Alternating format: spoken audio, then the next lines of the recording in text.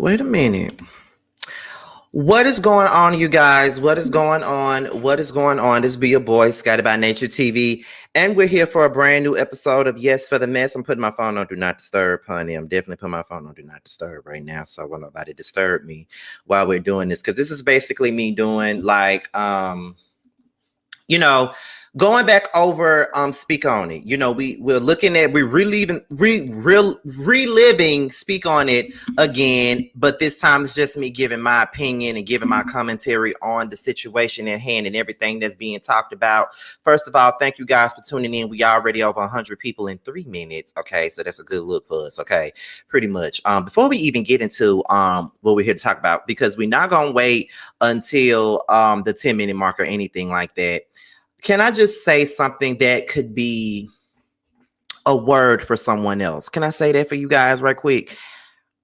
Being the person that I am, Scotty by nature, or just regular old Scotty, being the person that I am probably one of the coolest people you will ever know, probably one of the nicest people that you ever know, and probably one of the most supportive people that you will ever know. And sometimes I feel like my kindness is taken for weakness a lot of the times. And I'm over it, y'all. I'm over it. But I'm going to push through. You feel what I'm saying? I'm going to continue to push through, continue to be the person that everybody knows me to be, regardless of the things that people may say. I'm going to always be that. Nothing is going to change over here. Y'all ain't got to never worry about me changing at all. But, sometimes with me being so kind-hearted to people and the way that people just take advantage of it, sometimes it really bothers me sometimes. And that's why my sensitivity level is sometimes at the top, because I literally mind my business. I drink my Coke, sometimes water. And I handle my business. I go out and I get my bag. I hop on my planes to go wherever I want to go. And I mind my damn business. So, but even still, it is what it is. But it ain't nobody in particular or anything like that. It's just me like thinking out loud. Sometimes I feel like I've just been too nice. That's how I feel sometimes. But we're gonna get through this live though, because ain't nobody got time to be hearing me and what I'm talking about. So first of all, I see Bando is in here. Shout out to you. Bando, if you're still in here, you really, really, really need to send me something to promote your song, because I do promote indie artists. I have promoted, Tramiel and people like that. So you need to send me something kind of sort of like what Tramiel sent me when his album came out.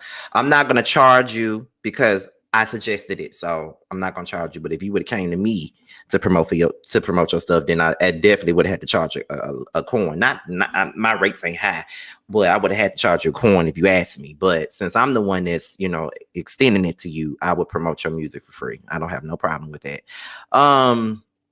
So anyways, you guys, nah, y'all ain't gotta beat nobody up.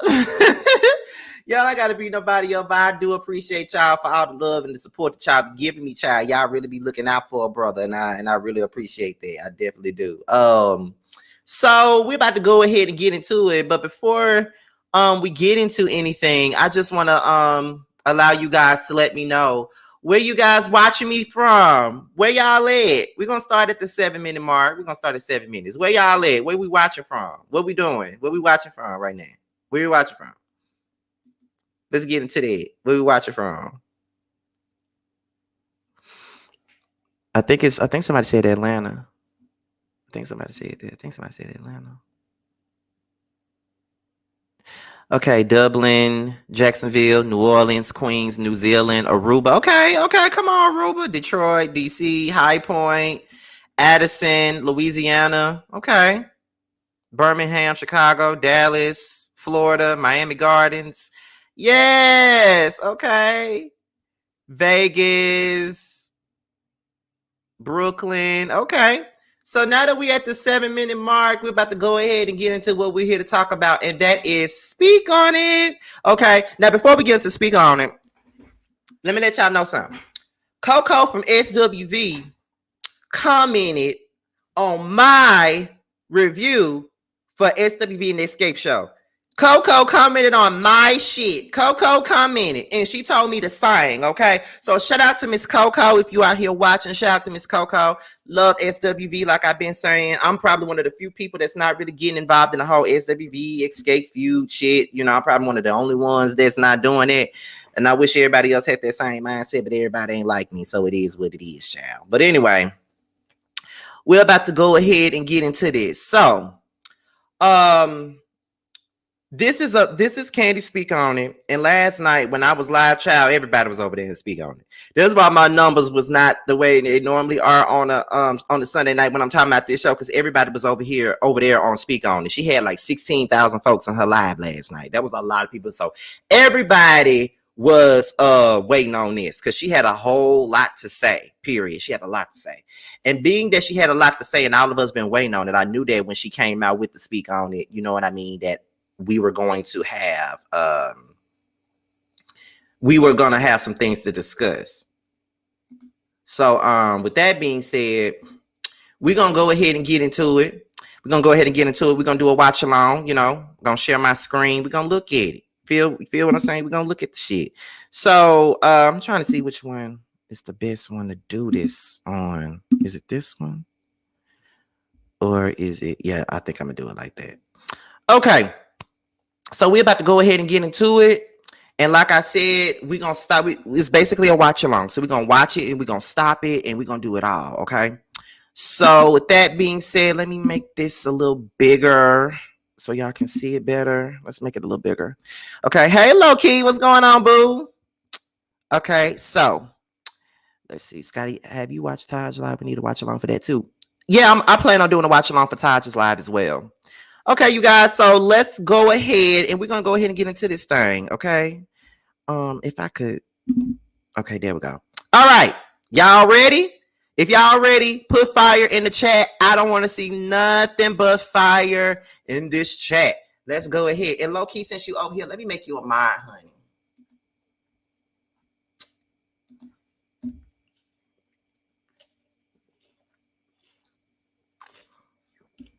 I don't need to see number fire in this chat. Everybody, because it's like it's over 200 and some people up in here. We don't need to see number fire in the chat. Go ahead, like this chat up. There we go.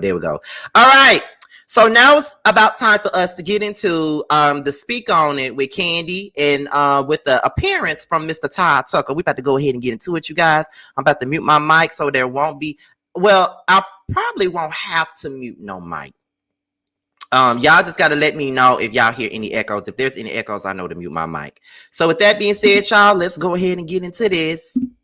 Yes, friends and different people would send me different clips. And of course, I was pissed on what I saw. But let me just say this. If you didn't hear me say it before, I'm very clear. Tamar and I, yes, we had words. When I first saw her, no, I was not having any intention on having beef with Tamar. Okay, that was not my intent. My plan was to just say hey and keep it pushing. What she did not say to you guys was she had already unfollowed me on social media. She did. I know she has you guys thinking that I was upset about the Dish Nation interview. That was not what my issue was.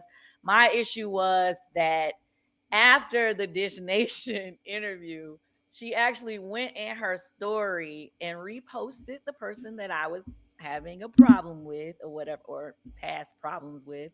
She reposted them and put like, you ain't got to steal from nobody or some type of comment on her. Now, y'all see that right? If you guys notice, when I did a report on this story, I brought up this particular thing. Now, I think I got my timeline kind of mixed up because I thought that this came out first and then this Dish Nation thing came out. But apparently it was the Dish Nation story that came out first, and then she went back and then she doubled down and said, my friend who ain't got to steal nobody's nothing. So with that being said, it's one thing for you to say what you said on Dish Nation, but then you turn around and you double down on it and you say, my friend, it ain't got to steal nobody's nothing. You knew what you were doing when you was doing it. You knew what you was doing when you said that. And you knew that that would be some effed up stuff to do. You was basically trying to imply that this lady was lying. which is what got you called a Muppet in the first place, because you're sitting up here speaking on somebody else's business. You know what I mean? So yes, she was dead wrong for that.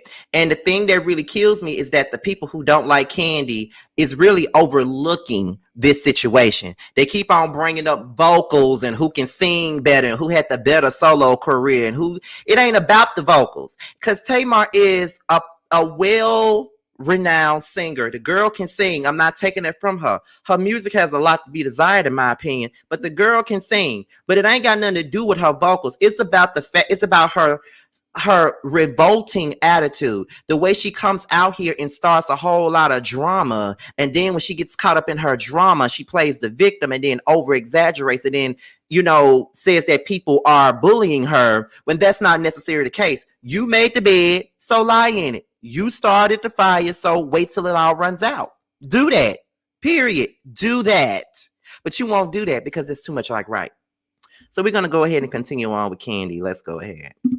Her story as if what I was saying was a lie, which is what I had a problem with. It was like, the person that I'm having an issue with, he's not even talking about this. So why are you involving yourself in our business? And why are you doubling down on it in your story if it's just about, you know, you being interviewed on Dish Nation? So to be clear, it had nothing to do with Dish Nation. I know all those blogs and all those interviewers going to ask us uncomfortable questions, and I get it. You know what I mean? That was not my problem. When I saw her, my intent was just to say hello, keep it pushing. I said hello. She wanted to know why I didn't give her extra. And at that point, that's when the conversation happened. Y'all clearly see that I have no problem of saying my side to any story. So that's why she and I started having the conversation in a hallway with a whole bunch of people. It was clearly two women trying to talk out an issue that they were having. And nobody was interrupting. People were walking by. It was like 30 people that walked by during the course of this conversation. Some parts of the conversation was very aggressive as far as the way we were talking to each other. Some parts were, you know, calm because we were trying to really work out whatever the issue was. Anyway, at some point in the conversation towards the end, you know, she kept trying to say about the Dish Nation interview, and I was explaining to her that it wasn't about the Dish Nation interview, it was about the other things. And I don't know, it was because there was a lot of people in the, you know, it was an audience or whatever. You know, we both was, you know, going back and forth, but I basically was saying to her, it would have been no different of me speaking on her argument with WeTV when she was having that big drama with WeTV.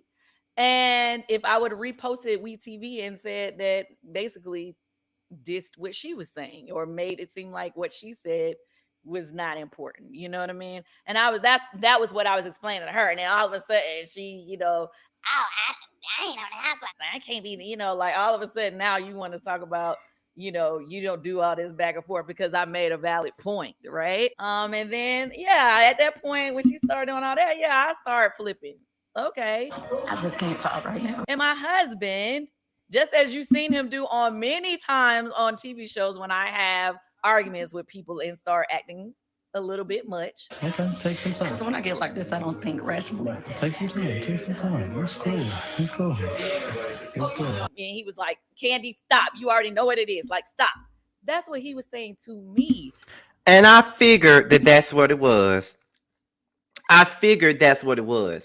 From the moment she started saying, the moment that Tamar went on live and said that Todd said, you know what it is, I always felt like he wasn't talking about Tamar. He was talking to Kandi. That's who he was talking to. Because, and what's really funny about this whole thing, you guys, is that it's like I said, it's the people that don't like Kandi for me, that's trying to rationalize shit that doesn't deserve to be rationalized at all. That's the thing that's really killing me with these Kandi haters. You know what I mean? Because they're doing everything in their power to try and make it seem like Kandi is this person that goes after women all the time. We've seen him go after women.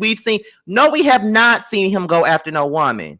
We have not seen him go after no woman. We have never seen him disrespect no woman. We have never seen him curse out no woman. If you want to say that a man on their show came after a woman, it was Peter. Now Peter would get all up in a woman's face and walk up on a woman and all types of stuff. But Todd doesn't do that. And a lot of the times these women on this show be bringing up Todd in every argument that they have with Kandi. And a lot of the times if he did go back and forth with a woman, it's because a woman mentioned him. Because someone said, oh, he was so disrespectful. He was so disrespectful to Marlo. He was so disrespectful to Marlo, as if Marlo wasn't disrespectful to Todd. Todd was sitting there eating his food, and then Marlo brought him up talking about Kandi take care of a man and all this other stuff. So you damn right he had every right to get up and say what he had to say. They're being willfully blind, they're being obtuse on purpose, and they know what's going on. And on top of that, not only that, Kandi has never been caught up in any lies. She's always been honest about most of the things that's been going on. And I can only go by, and then people, people leaving all these damn essays up under my videos like it's gonna change my damn mind or my opinion on what I gotta say about it. I said what I said, and at the end of the day, this ain't got nothing to do with it. Like people, like I said, that interview that I did with Kandi was a blessing to me. That interview that I did with Kandi was a great opportunity for me, and it pushed me to a whole new height. But that interview with Kandi is always going to be that thing that people are going to use against me to say the reason why your opinion is what it is because you got an interview with Kandi. Little do people know, Kandi recognized me for dragging her about not having no generator at the OLG. She tweeted me personally, and she was laughing at me dragging her. She know that I'll get with her ass in a minute. Just like I can defend her tooth and nail, I can drag her tooth and nail, and she know that. The same way Ms. Wanda know that I would drag her, but praise her at the same time. Ain't nobody exempt. At the end of the day, I'm going by what I see. And plus, on top of that, I've been Team Kandi since before I even got an interview with her. So I don't know if some of y'all are brand new to my platform or what, but it is what it is, honey. So I just had to say that because that's some annoying stuff. Oh, all it took was one interview for you to be up her. No. I don't need to have no interview for nothing. At the end of the day, I got the interview because I was asked to do the interview, and it was a great opportunity that I took. My opinion on this situation has always been the same. And judging by Tamar and her behavior and the way that she acts with her sisters, okay? The way that she acts with people in the industry, her beef with K. Michelle, her beef with Tiny and Toya and Rashida, her beef with Monica. Tamar is the one that's beefing with damn near everybody. Kandi don't be having no beef with folks like that. So that's my whole thing. She don't be having no beef with folks like that. So what makes anybody think that I'm going to take Tamar's side over anything when she's known to exaggerate, when she's known to get mess going, when she's known to start trouble and then play the victim at the end of it all? You feel what I'm saying? So no, ma'am. No, I can't do it. I'm never gonna see it from her end at all. Never gonna see it from her end. Never gonna see it from her end at all. Because I just feel like Kandi is not lying on Tamar. We all know Tamar for her works. And it's funny how people are just ignoring the pattern. They was doing that with Tamar even when her beef with K. Michelle first took off. They was ignoring everything that Tamar did. They was so focused on K. Michelle's response to Tamar, but no one was ever looking at the fact that Tamar actually got the ball rolling. She got the stuff going. Nobody was trying to see it that way. Nobody was trying to see it as though she got it going, because she did get it going. She definitely got it going. She started it with K. Michelle, hopping in her business the same way she did with Kandi. So, and then all you really need to do is go back to the celebrity Big Brother stuff when her and Kandi was having a conversation, and her and Kandi was sitting there having a calm conversation, and Tamar was the one that was being irrational. But then when she got up in her confessional, she did Kandi wasn't even doing all that. She was sitting up there calm as hell talking to you, and then you went to your confessional doing all that extra stuff. So yes, I feel like Tamar is putting 20 on 5. Most definitely. She's a liar, and all she ever does is It's star drama. Exactly, Donna Clay. You did all that defending Toya against K. Michelle, and then you end up following with the same person you was sitting up here hopping in her business with, Toya. Now you and Toya not even friends no more. Ain't that something? You a negative person. And then another thing that people kills me with, Tamar's solo career, it dumps on Kandi's solo career. How? Let's be honest here. How? Love and War was Tamar's biggest record, and it didn't even hit the top 40 of the Hot 100. Kandi at least got a top 30 with Don't Think I'm Not.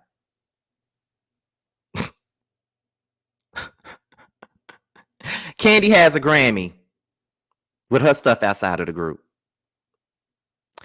Love and War was Tamar's biggest selling album. Any album after Love and War didn't sell worth a damn. So please tell me how her solo career dumps on Kandi's. I just want to know that.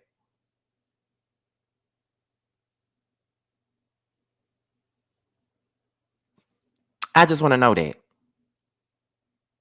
I'm just saying. I'm just saying, and this is the stuff that I've been saying. I just want to know.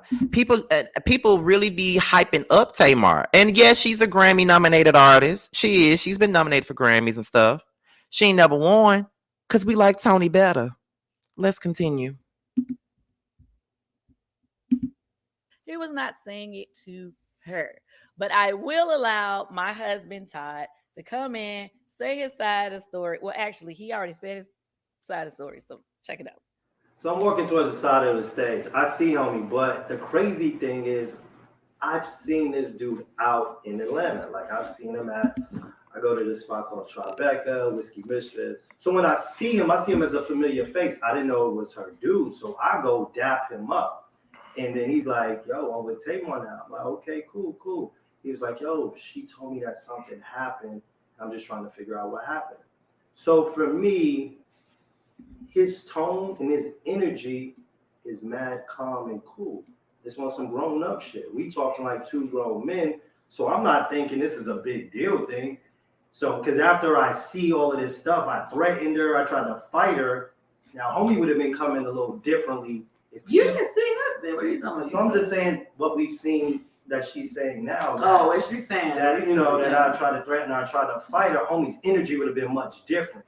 So, homie wasn't coming with no type of negative energy. So, we basically gave each other the same energy. He gave me calm and cool. I gave him calm and cool. So, I explained to him what happened. You know, the same story you heard. I told my wife, yo, come on, man, let's go. You know what it is, Homie ain't have no problem with it. And then I went on to say, yo, I've always been cool with Tamar. I've never had a problem with her. I explained to him what happened, yo, you know, they were getting in this heated argument. It started escalating. I told my wife, yo, let's go. You know what it is, man, let's go. Leave this shit alone. Homie, he didn't have no problem with that. He didn't buck up like, yo, why you saying, you know what it is. I never said that to her. I said that to my wife, and that was it. So then after that, I'm like, yo, I've never had a problem with Tay. You know, we've always been cool. Even if my wife had a little tiff with her, I ain't had no problems with what they were dealing with. I see her out as love, hugs, whatever. So I'm like, yo, let's go talk to Tamar and just clear this shit up. Because my vibe is when the fellas are around, the energy is more calmer with the women. Like we can kind of help them talk on another level instead of arguing. So when we walk over towards her, I guess she see me and homie ain't arguing, we ain't fussing. We walking over there like grown men, and we just had a discussion and everything's cool. She start flaring and cursing, and for me, I'm not dealing with that shit. So I told him, I was like, yo, bro, you got that, I'm out, and I'll walk away. And that was it. You know, nobody checked me, and you can see it in his statement. I looked embarrassed. I don't even know what embarrassed looks like, but shit, I ain't have nothing to be embarrassed about because this was between them. So all I'm saying is me and bro spoke man to man, and it was cool. And I'm thinking it's done. You know what I mean? And I prefer that. I prefer we talk man to man. This right here is not necessary, but I do gotta, you know, say my side, and that's what it is. To be clear, Don Juan was in the hallway. My big bodyguard was in the hallway, so I don't know why Todd would have to threaten anybody. The big bodyguard was there. Anyway, our promoter, he had came through the hallway. Everybody was kind of trying to get us, Tamar and I, to take the conversation into a private room so that everybody would not be, able to hear what we were discussing. But, we kept having a conversation. And it was cool for a minute until it wasn't. Simple as that. And I just want to say, y'all trying to make it, y'all falling for that stuff, saying, old Kandi was being petty. But just to be clear, when she got fired from the Real, she had an issue with a few of the people in our circle for going on the Real just to be interviewed and stuff like that. Tamar was following Monica, and then Tamar unfollowed Monica. I unfollowed Monica, I unfollowed Tiny, I unfollowed Kandi, and then Brandy said something shady about Monica on social media. Because I unfollowed at least 30 people that day. I unfollowed everybody that day that posted that show. So I don't understand how she didn't get how I felt when she was, seemed as though she was taking part of going against me on something that was a business issue, right? It was a business issue for me. I felt like she didn't need to be involved in it. Simple as that. Hey, Miss. Yes. So I'm glad she brought that up. Do you guys remember around 2016, 2017, 2016, Tamar got fired from The Real. Oh, excuse me. Right? She got fired from The Real. And Toya came on there to promote her book. I think Kandi was on there promoting something. Monica was a guest host on there. And I guess everybody that posted about each other going on the show, she unfollowed them. From Kandi to Tiny to Toya, to Monica to Rashida, all those girls that hang out with each other in Atlanta, she unfollowed all of them. And then when she unfollowed all of them, Monica went back and blocked her. So they ain't been cool ever since. So not Toya, Tamar been petty. She been petty. She been petty. She been petty. And I don't care what nobody got to say about that. Tamar been petty. And you could tell how petty she's always been. If you ever watched the Braxton Family Values, she been petty. And if you notice, she ain't friends with none of them girls no more. None of them. Especially not Monica. Monica do not with Tamar at all. From the stuff that I've read and the stuff that I heard, yeah, Monica ain't fucking with her. Period. She don't fool with Tamar. And then it's just, child, listen. And see, listen. Monica is a Scorpio, right? And I'm an Aquarius. So here's my thing with the situation. Either when I don't fool with you, I don't rock with you, you are completely and utterly a ghost to me. I swear you are. You either gonna get blocked, and if you don't get blocked, you gonna stay. You can stay on my timeline or on my page. But if you say something to me, I'm not responding to you. You're gonna get the silent treatment, or you might just get the dry back and forth or whatever. But other than that, I don't rock with you. It is what it is. You will know. Like I'm telling you, people know when I don't fool with them. Like if I don't like you, if I don't with you, you gonna know it, and you gonna see it in my actions. The way I move, it shows everything. I'm telling y'all. When I don't, I tell y'all all the time. If I don't with you, I swear to God, I don't with you.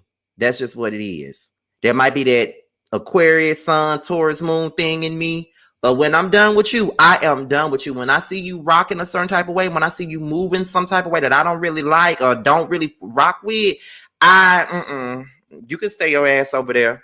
You good. Because I'm the type of person that's really cool and upstanding and, loyal. And when I see somebody doing some BS that's just effed up to me, bye. Stay over there.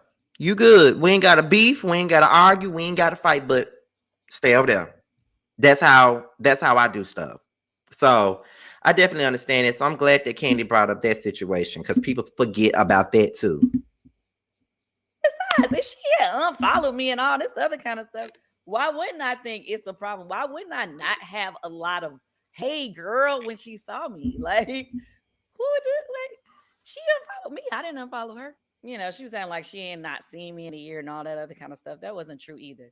Right before, I guess I had before the whole Dish Nation thing happened, not long before, I had seen her out on a date at a restaurant here in Atlanta, and I had came and spoke to her, said hey, and all that stuff. So miss me with the BS, okay?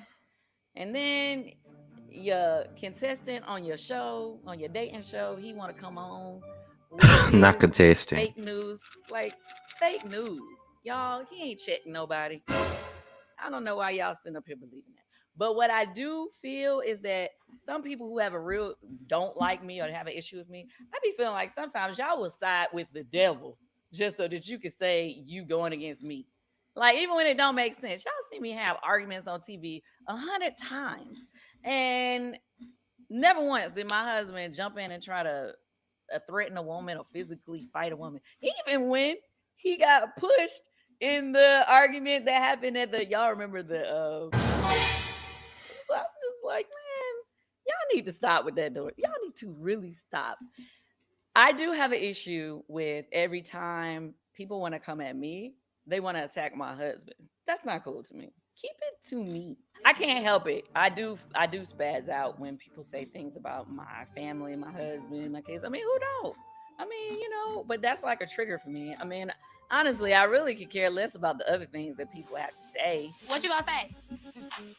That's really where I am with it. It's like, what are you going to say? She was all online this week calling me a Billy Goat, saying I can't sing. But for me, I'm looking at it like, I mean, she's an amazing singer, but for you to sing so great and the only time people really want to talk about you is because you beefing with me, then that's a problem. Sis, I think you need to be working on promoting your music, not promoting your drama with me. Wait a minute. She got a whole. By the way, has anybody listened to her song Changed? It came out 2 Fridays ago. It samples SWV's Rain. It's very mediocre, but if you haven't listened to it, go ahead and give her a stream because she needs it. A whole new single out. Y'all need to please talk about her for that. I'm like, Lord, I guess I'm the promotion team. Please talk about her for that and not talk about her because of she beefing with me. Oh, and this is another thing. Okay, back to the part about my husband. This is the part that really almost made me do a full speak on it where I was like, Me and my gun singing ass don't keep on saying bitch. When she said the thing online about my husband must be abusing me and all of this stuff, trying to make him seem like he does physical abuse, like I've been like as if I'm in an abusive relationship.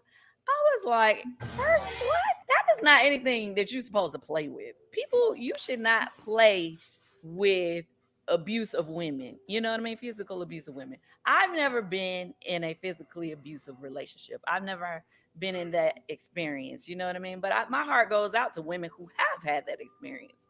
I know she has said that she has had that experience. So why would she try to make that as shade or read to me to make up like I've been in an abusive relationship? Like that was low. That was deep, and yeah, sis, like that was too much. Like now that's the part that bothered me the most is when she insinuated that Todd was putting hands on Kandi or something like that. That's the thing with Tamar. Tamar goes too far. She definitely goes too far. She goes way too far when it comes down to the situation at hand. You know what I mean? Like the girl will argue with you, then she'll go low. So I'm going to say this, and I don't mean to sound brash or I don't mean to sound negative or horrible or anything like that. Trust me, I don't. But let me say this. It's funny how she wants to cry about abuse and stuff like that. But you mocked another woman when she came out about her abuse.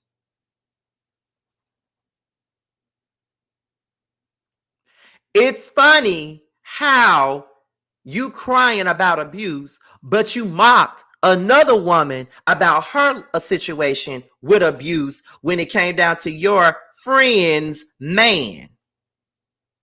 But you want somebody to feel sorry for you about your experience with domestic violence. Make it make sense, Tamar. Make it make sense, Tamar. You got to make it make sense for me. You do.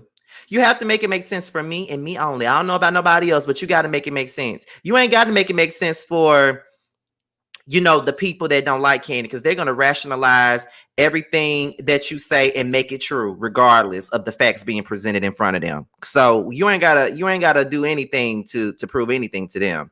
My thing about it is you want to get people on your side about domestic violence and all this other stuff, but you insinuating that somebody else's husband is abusing them, and then you act as if you didn't sit there and drag a whole nother woman for coming out about her own situation, but you want us to feel bad for you. You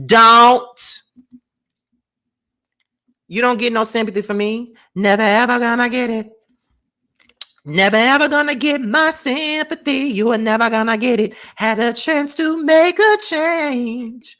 Ooh, Bob, I remember when you said K. Michelle was lying. You sat up there and took her for Toya. Ooh, Bob, now you talking about your own abuse. Saying that Kandi getting hand put on her by Todd. What makes you think we give up about your abuse? Got a good thing, yeah.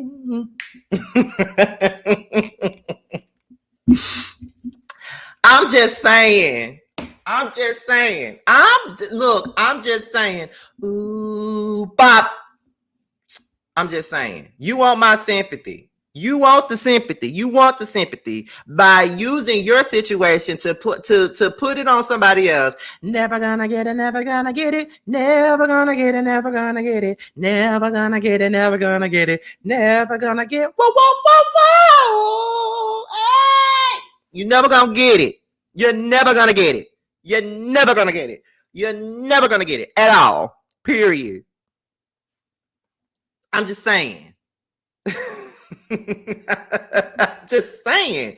Like, stop doing that. Like, you trying to take that and make and use that as a sympathy card, but at the same time placing it on somebody else's husband. Like, come on now, Tamar. Like, you know that is messed up. You know that is messed up, and you know that is wrong, and you know that you were completely out of line by doing that. You know that you was out of line. You know it. Ooh, Bop. Like, but okay. All right. You was doing a lot right there. A person who's been through physical abuse should not be using that as like for something people could joke or laugh about. Okay, I'm done with that. Moving right along. So apparently some people thought that Speak On Ooh, Bop. Okay, I had to say that one more time.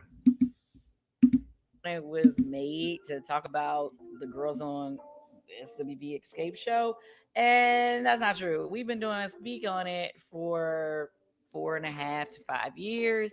I am an official YouTuber. I am deep in these YouTube streets.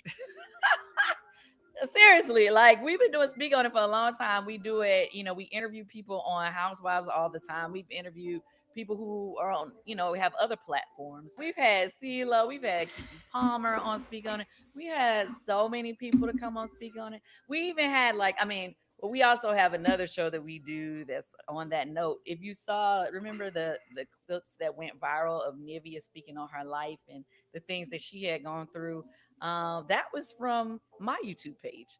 So I don't think you guys understand, like, this is something that we just do. And it's really to keep it to the facts of what happens to most shows, or to speak on whatever's public and that the people want to know. Speaking of, we got to Speak On It coming soon with Nick Cannon, and I would love for you guys to be looking out for that. So if you do not normally follow my page, make sure you are subscribed.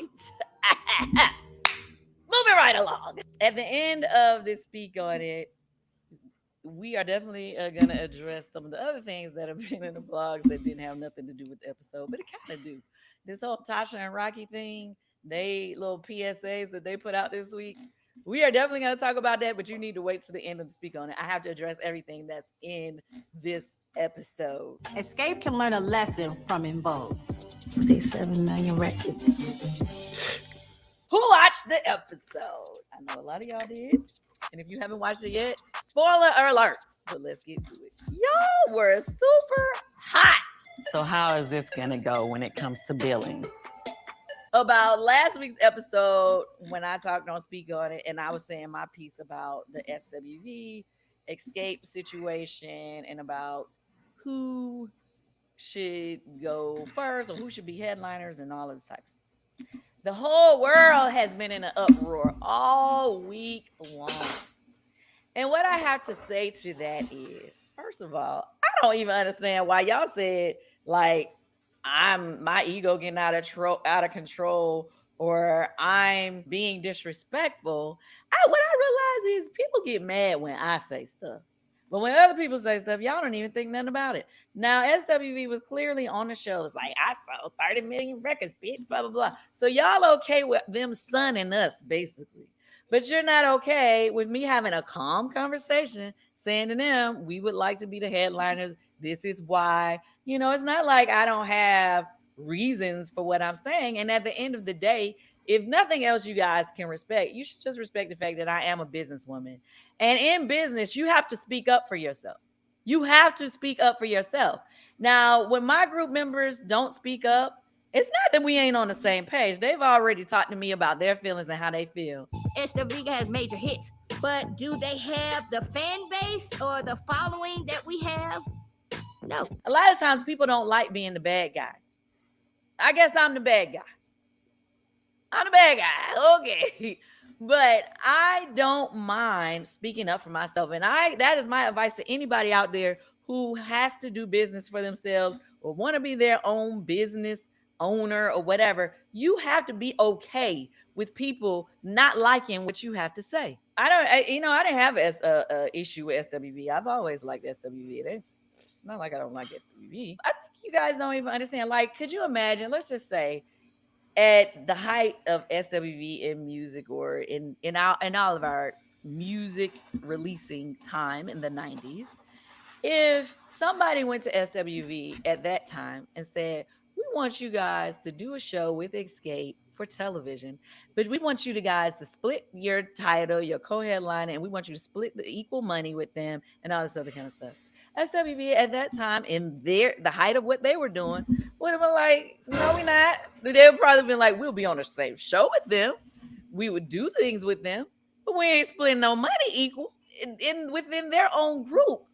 CoCo didn't even split equal with her own group members on the money. So for me, that says that they understand that sometimes people are at a point where they can demand more. So I don't understand why people be like, oh, Kandi, you should have been fighting for it. Within their own group, they've had an issue where one person was getting more than the rest. As a result, CoCo was given a bigger slice of the group's royalty rate. And that ain't even got nothing to do with us. You know what I'm saying? So all I'm saying is, if you guys understand when you speak up for yourself in business, you understand it then, but why do you not understand it when I'm speaking up for my group when it comes to business? So can't really help you if you're not talking. I don't get it. It's no diss to them. I didn't say anything negative about them personally.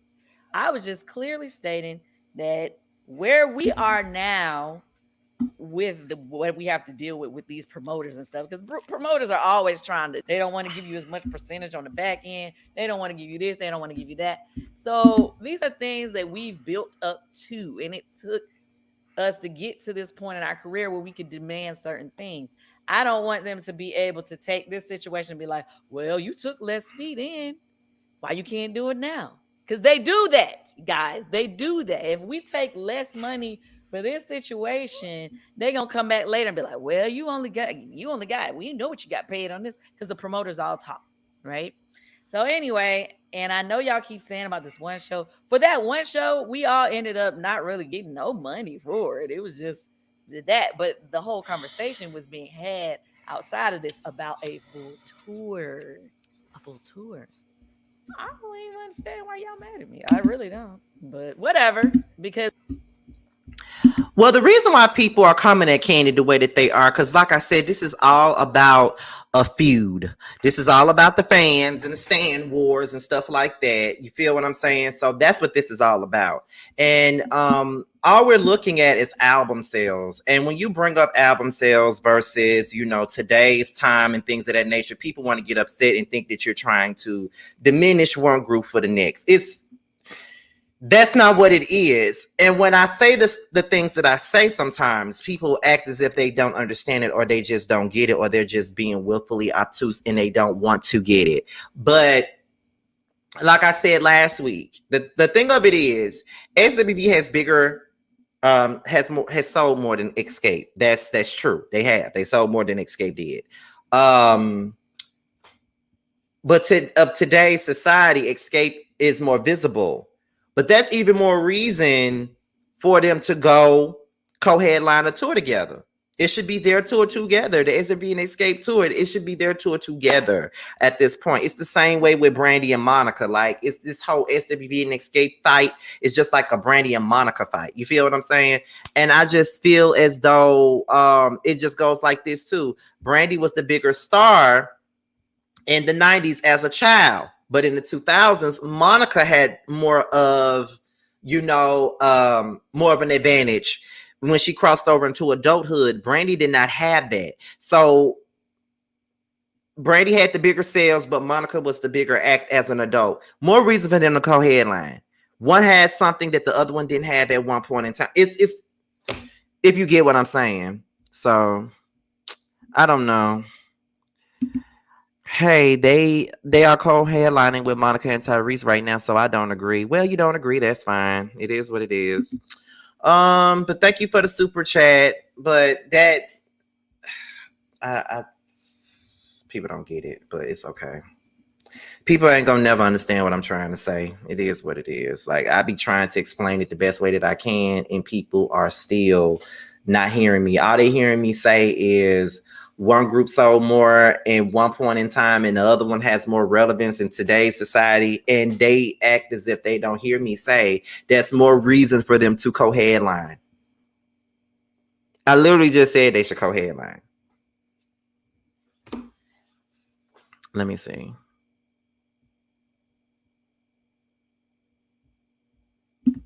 Because it was Monica's show first. Xscape. Thank you. Exactly.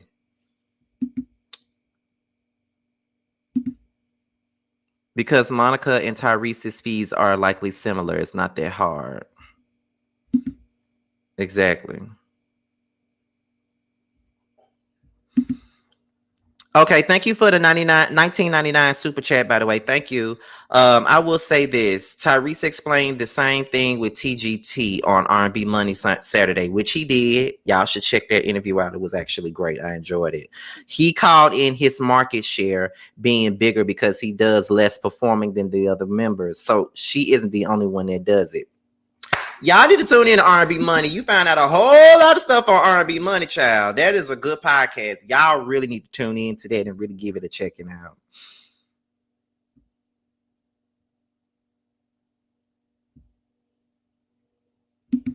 I understand, Scotty. I don't get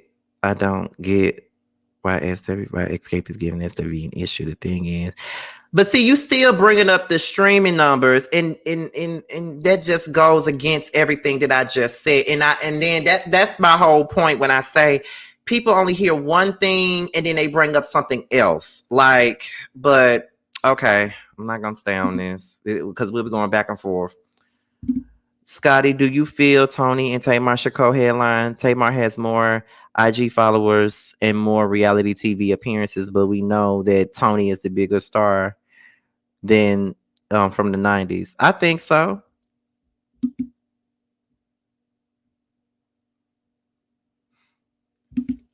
Let me see. I kind of feel like folks just want to not understand Kandi's point of view. I also agree that two groups should co-headline their show, but I wholeheartedly understood what Kandi was saying. Let me see. Devil's advocate, Kandi has won Grammys, so her asking for more money like some artists do after the Grammys is the same. No shade to her. Just wondering. Let's see. That's great that SWV is getting more streaming. SWV should be asking for more money. That's true too. The streaming numbers has nothing to do with current success, which is my point. Thank you.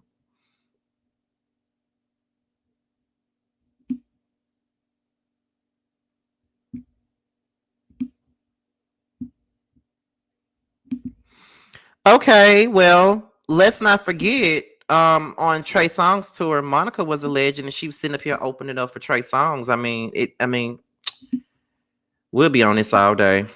Let me see. Brandy is still there. I didn't say she wasn't. See, that's what I mean by people not listening. But let me continue because I'm not even going to do this. Go ahead. Because when it comes to things in business, I do not mind being the bad guy to stand up for myself or my group in business. And it's always a conversation. I can say what I think, which is what I did, and they can always come back and say what they think. It didn't even have to be, oh, everybody getting in. Okay, well, you could easily say, well, I don't agree with that. This is why I feel that we should get this, and that. And then that's how you negotiate and come to some type of terms or agreements. But everybody got so upset. But okay. So anyway, I leave that on that. This week's episode, you see that we've all agreed to go ahead and co-headline. The part that I thought was weird, Tasha hadn't even spoke to us. She hadn't even talked to us. And then she up here like speaking for the group, like, we're gonna do co-headline. And it's like, yeah, okay, we cool with it because we don't want it to be an issue because we know we got to do this performance for this TV show. But girl, you ain't even talk to us and you up here acting like you want to make decisions. Now, this is the funny thing, and I think that this is a problem for us still to this day.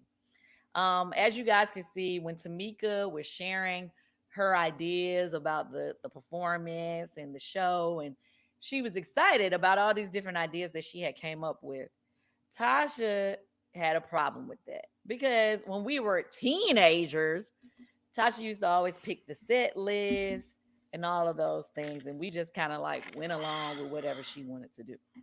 Now, as adults, when we came back together, I made it very clear, I want more involvement in how the show order and different things like that, because obviously since then I've had a lot more experience, working in the industry and dealing with artists and all this other kind of stuff. So I'm way more opinionated than I was when I was a teenager. So yes, then it became Tasha and I both were having more input in song lists, whatever. This time around, Tamika Scott wants to be a part of the creative.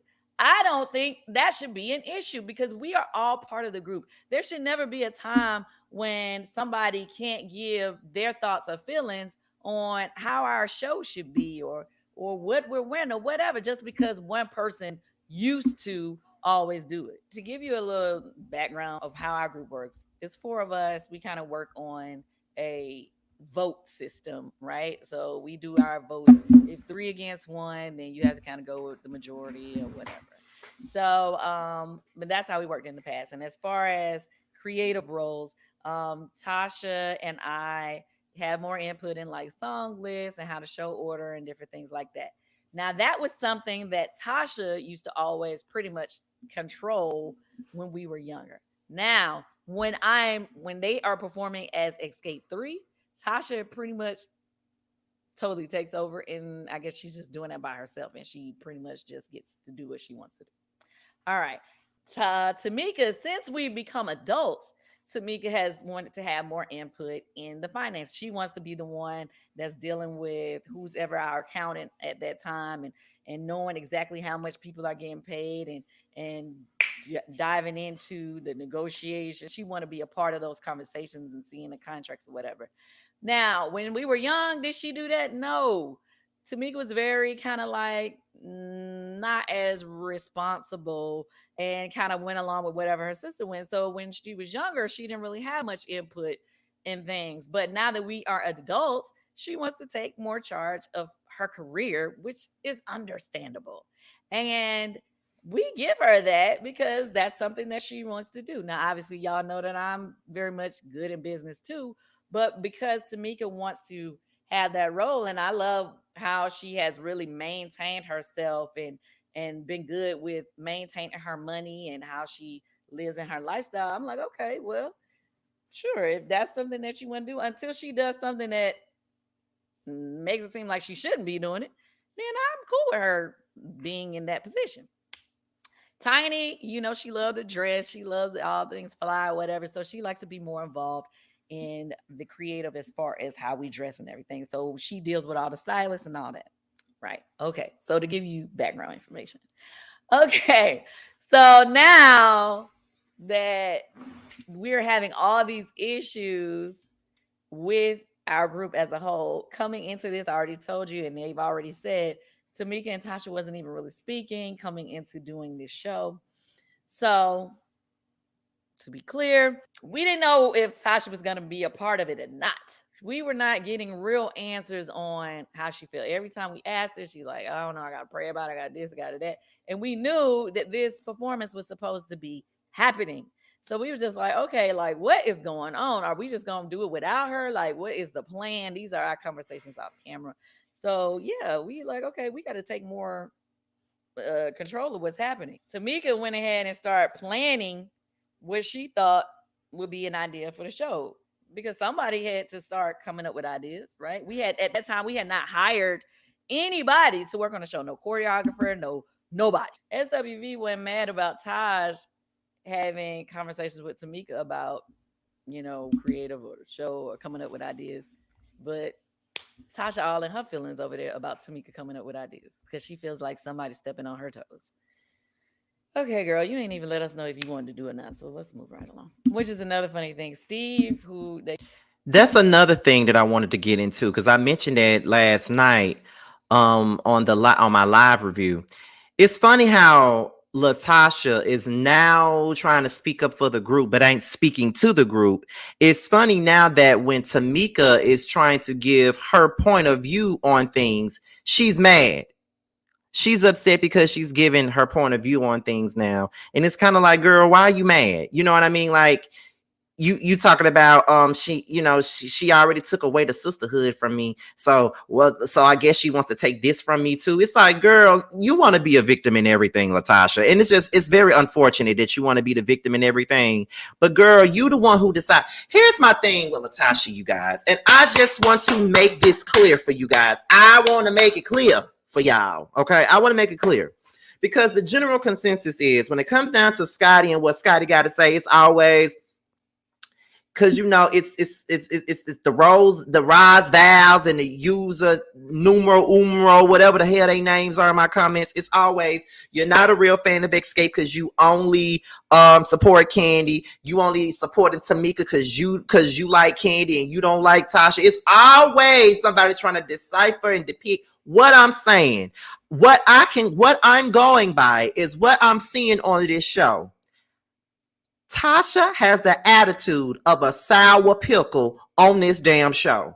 And you expect for me to just not say nothing about it just so I won't look biased? No, I'm going to speak on it because she brought this on herself.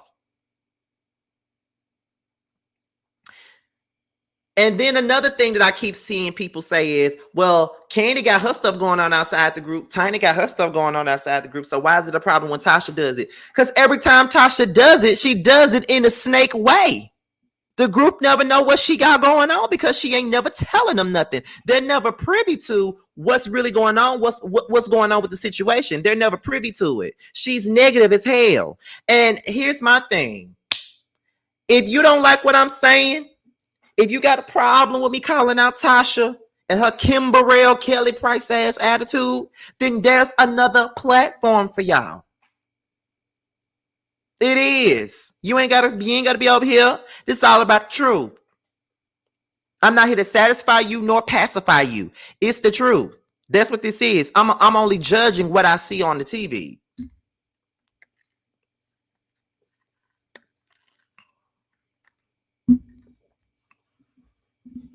I mean, it is what it is.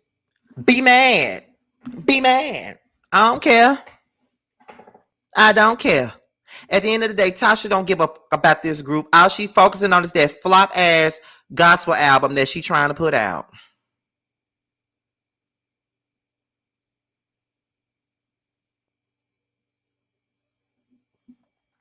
She only focused on that album.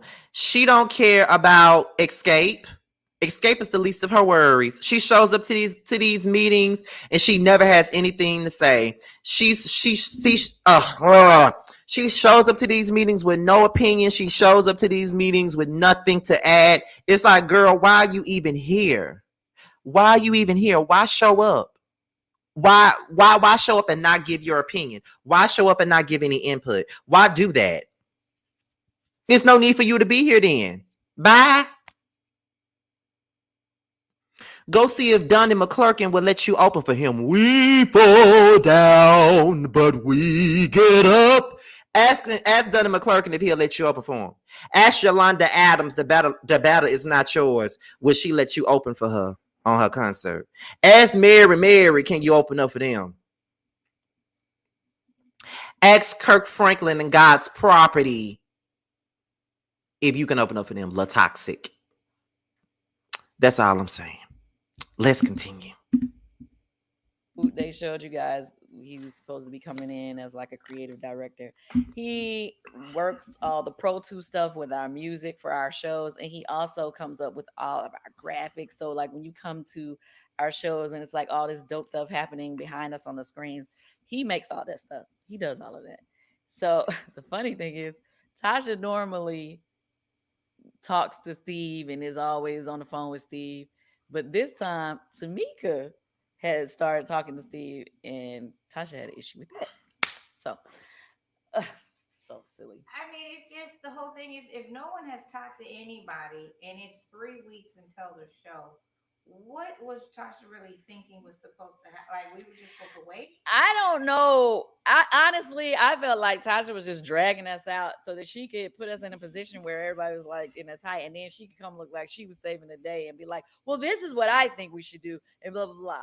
Because it's happened before. You know what I mean? Where it's like, we always be in the last minute, then all of a sudden it's like, oh, okay, well, I just took over and just did it because, since nothing was happening. Well, no, we ain't communicating properly, and that's why things aren't moving. But we weren't gonna let that happen this time, so that's why Tamika just went ahead and started making moves to figure some things out. Okay, Taj told y'all that Spice Girls was her favorite group, that she loved them and all that stuff. My favorite group back in the day, I had two. Well, my very first favorite group that they were the first tape I ever had, back in the day when I was little, it was cassette tapes. With Salt and Pepper. Okay, Salt and Pepper. I used to know all the lyrics down. Okay. And it was a blessing for us because Salt and Pepper was also the first tour that our group was able to be on. Love them. Salt and Pepper is still the best to me. Yes, they are a rap group, but they had hits on top of hits, which is funny because I heard that when SWV and Salt and Pepper did their show together, that they had this same debate about who should go last. And Salt and Pepper, y'all, the so stupid records, like, so what are we talking about? And they were the goats. They came in first. So it's like, y'all want to say I'm like, they had the same argument. Like, get out of here. I didn't mess with this. And my second, and I don't want to say they're my second favorite. They're like equal favorite, but they do two different things. My favorite singing girl group of all time is En Vogue.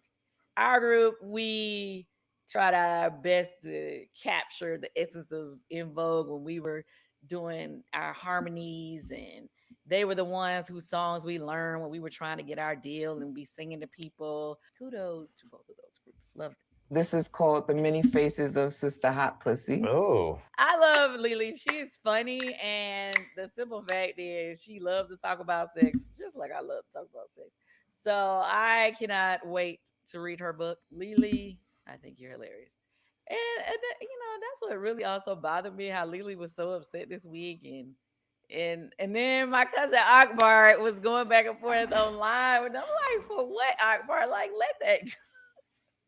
Like, they was mad at me, but I really wasn't mad at SWV, so I didn't understand. Like, I wasn't even gonna address any of the stuff that Lily and CoCo was doing online because I'm like, y'all mad for what? Like, this is a business, y'all. I'm gonna speak on my people no matter what. I'm gonna lift us up. So you can be mad if you want to, but I'm not mad at them. I'm not mad at them for saying whatever they had to say. Like, I wasn't beefing with you, Lily. I actually invited Lily to be on Speak on It, but I don't know. I doubt she come just because she was so mad on social media.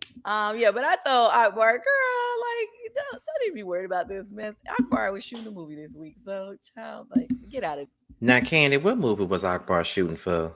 Is it gonna be on Tubi?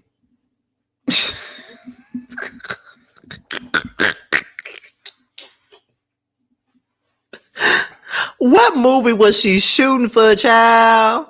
I want to know that. What movie was it for? Was it a Tubi version of Belly? Yeah, that's the only type of the movie I can see Akbar doing. A movie like Belly or something like that, like a Tubi version of Belly. You know what I mean? Like, what what movie was she doing? And on top of that, Akbar needed to sit her ass down because she ain't got nothing to do with this. Nothing to do with this. Nothing. But y'all know that Akbar loved being some drama, child. We already know that Kandi your cousin, but we don't. Akbar one of them type of cousins. I want like I'll be like, girl, sit down. I don't need you. Sit down. Sit down. Sit down. I don't need you. I don't need you. I don't need you. I don't need you. I don't need you to speak on my behalf. I don't need you to say nothing. I don't need you to say nothing. Okay, period. I just want to know when it's going to come out on Tubi. That's all I know. But anyway, we're going to continue on. Get out of this. They touched on Jalen's career again in music, and CoCo had Taj to speak with Jalen about the situation. You know, one thing about Taj, I always can relate to her. I mean, she a Taurus like myself. And what she said, and I love how open she is about the things that they went through with their group, had their issues or whatever. And basically, she was saying, like, she went through some times where she didn't have nothing. You know, how this music thing could be so fickle, basically. Like, you could be up 1 minute, and then as soon as it's snatched up from under you, like, you be back at your mama's house. And she was just very clear with him, not telling him not to chase his dream, but just basically to keep that other thing in his back pocket, you know, so he can do both. So I hope Jalen has success in his music, but I still think Jalen got a beautiful smile, honey. He might need to go on and figure that dentistry thing out too, because he probably could really kill and make some serious money. Let's go to this clip of Tasha, me, and CoCo. Now, let me just say, and I'm going to respond to some of the things that Tasha said in her video later, but I have to say this now because it kind of refers to some of the things that she said. She swears that these people be cutting out stuff like I'm telling them to do it or for the sake of me. But I wanted to make it clear that, okay, so let me pause this real quick. I see Bando was in the comments. Bando, did you hear what I said about you early on in the video? Let me know now before I continue on, because I did say something about you earlier in the video, and I just want to know, did you hear it?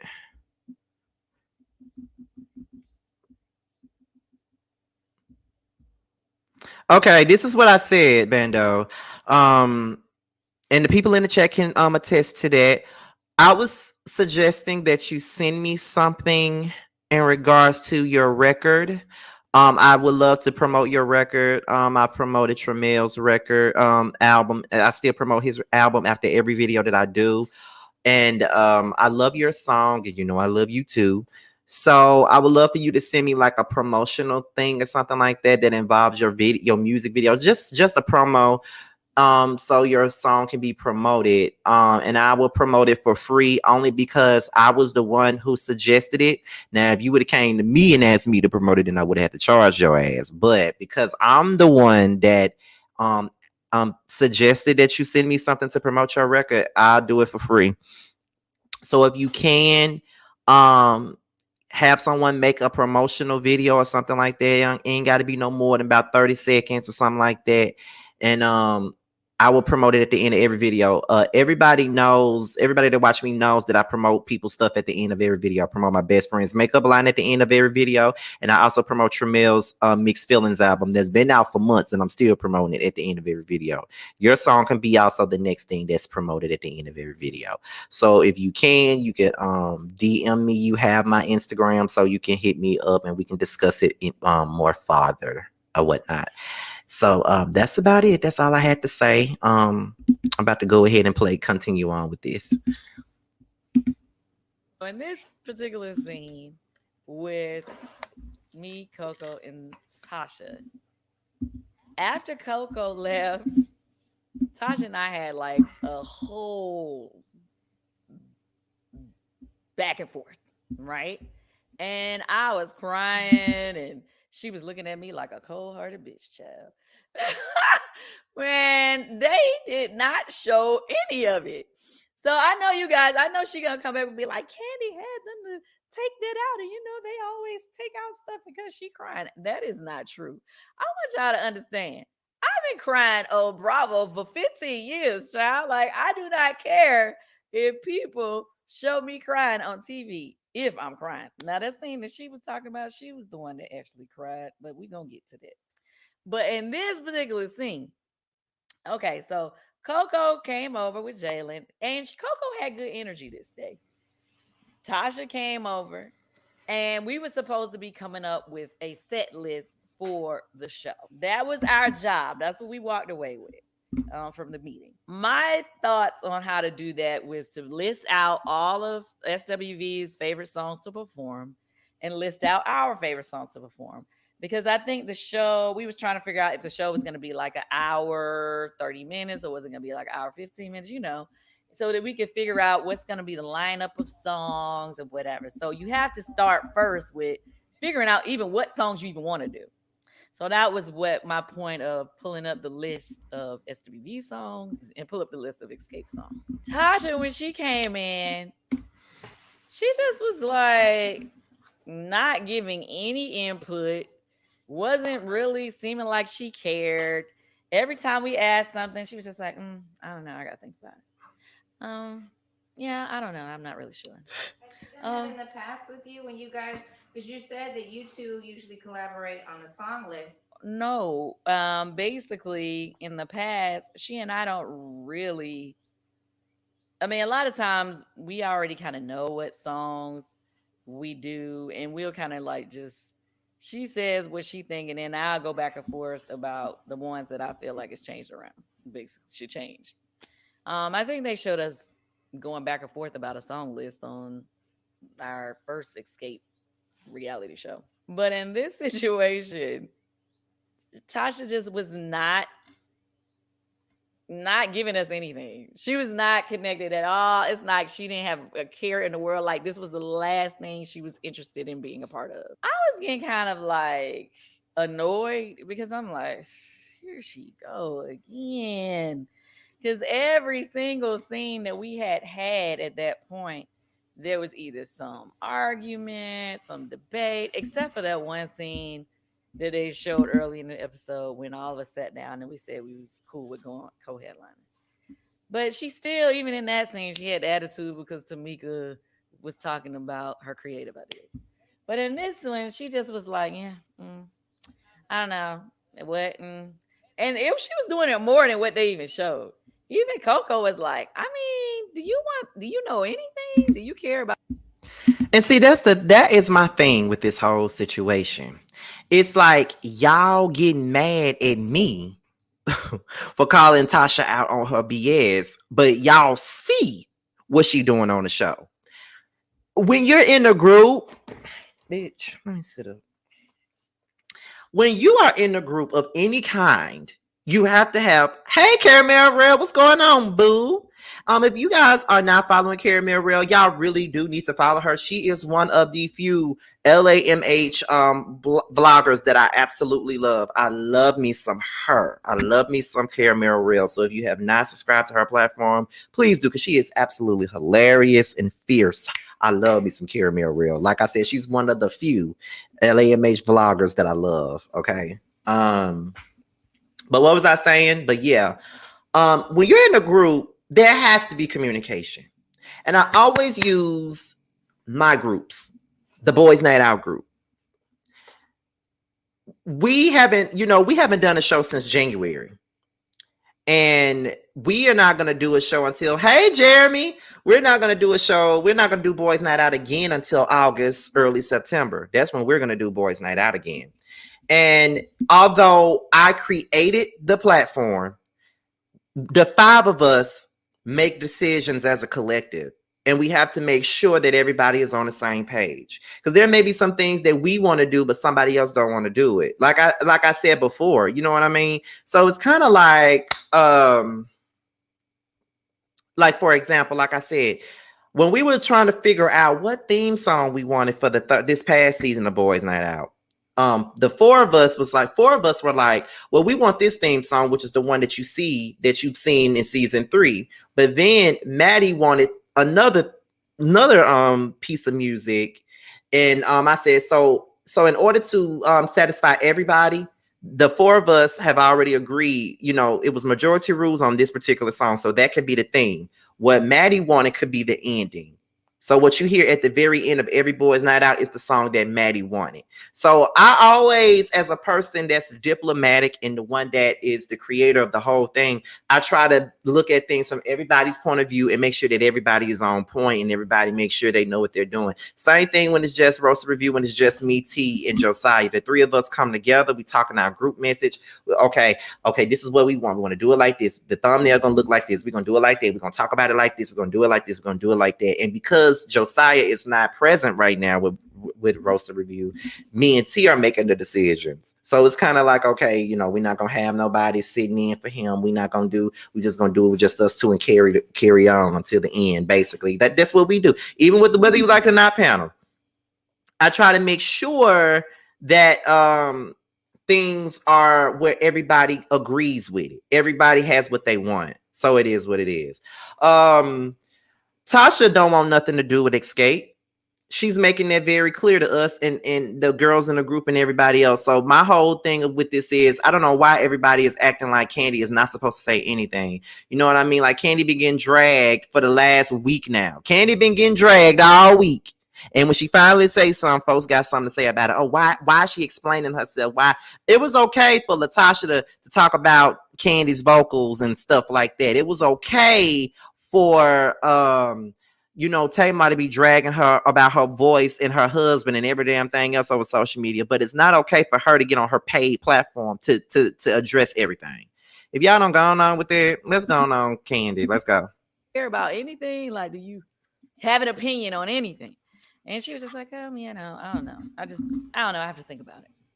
Oh, I'm not sure. It was just so like, her energy was just draining. Basically, CoCo was just like, all right, cool. Well, she just kind of felt like, all right, well, I already said the songs that I know my group is going to want to sing. So I'll catch y'all later.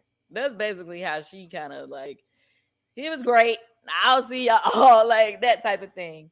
And then after she left, Tasha and I had this whole back and forth, which I still don't understand why they put it in there, because I felt like a lot of things were said that would have made some good TV. Like, there have been a few things that have been taken out this show where I feel like, I don't know why they didn't use it, because honey, like, this show has been good, but it could have been even more. Well, the thing, I asked them, why weren't they putting this conversation in the show?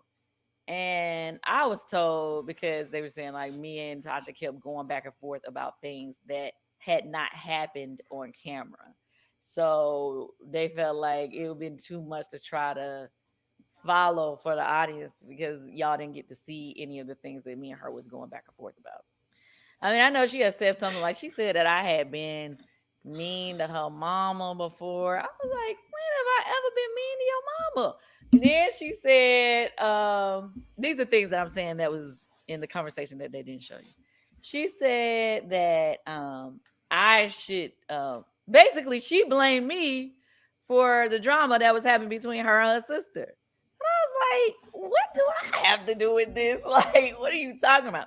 She was like, you should be trying to fix the situation. And instead of fixing the situation, you over here added to it. And I'm like, ma'am, like, I ain't got nothing to do with y'all arguing or y'all having issues. Like, that ain't got nothing to do with me. Like, I just kind of feel like every time there's a problem, she finds a way to make me the problem. Like, what the hell I got to do with her taking some checks? Like, I wasn't even around when that situation happened. Like, that was during the time that me and Tamika wasn't even speaking. So what you want me to do? Like, and that's another thing. Just like the fans do, anything that happens is Kandi fault. My Coca-Cola almost gone. It's Kandi fault. I ain't got no haircut. It's Kandi fault. My phone finna die. It's Kandi fault. I ain't got no, well, I do got some money, but I need a new car. It's Kandi fault. I gotta fold up my clothes because I ain't, I just did my laundry. It's Kandi fault. Every damn thing Kandi fault. Everything Kandi fault. No matter what happens, it's always Candi's fault. Everything that goes along in her life is Candi's fault. My husband got a side piece. Oh, it's Kandi fault. My sister don't like me right now. Oh, it's Kandi fault. It's always Kandi fault. It's always Kandi fault. All the time. How's it gonna be Kandi fault about some damn chicks that she wasn't even around for y'all? She wasn't talking to y'all then. So, and she definitely wasn't talking to Tamika. So how would she have anything to do with the whole chick situation? Come on, be for real, Tasha. Be for real, child. Like, I heard everything through either Tiny Mama or Tiny. Like, I wasn't even there. So what you want me to get in that for? Like, I just didn't even understand. So, like, that whole conversation, it got really crazy because then I did bring up, like, the fact that she was the one who, because she kept saying how, and you said you didn't want to give us a bone. And I'm like, when did I say I want to give y'all the bone? She was saying after doing our first season of our first reality show. I said, I never said that. I don't know who told you that. I never said anything about not want to give you, huh? Yeah, no, we went on tour together and made millions. Oh, so I'm gonna get to that too later and when I talk about her video. But I was like, girl, like, what are you talking about? Like, I ain't never say I wasn't gonna try to give you. I said I didn't want to do another season of that Still Kicking It reality show because I didn't feel like it was good for me. It wasn't a good look for me. It wasn't good for my energy because anything that happens with my group, people can say, oh, but you do the argument on Housewives all the time. It's way different for me when I argue with my group. I'm very much more stressed and passionate about it because I grew up with these girls. You know what I'm saying? So I told her, like, I didn't want to do a season 2 of Still Kicking It.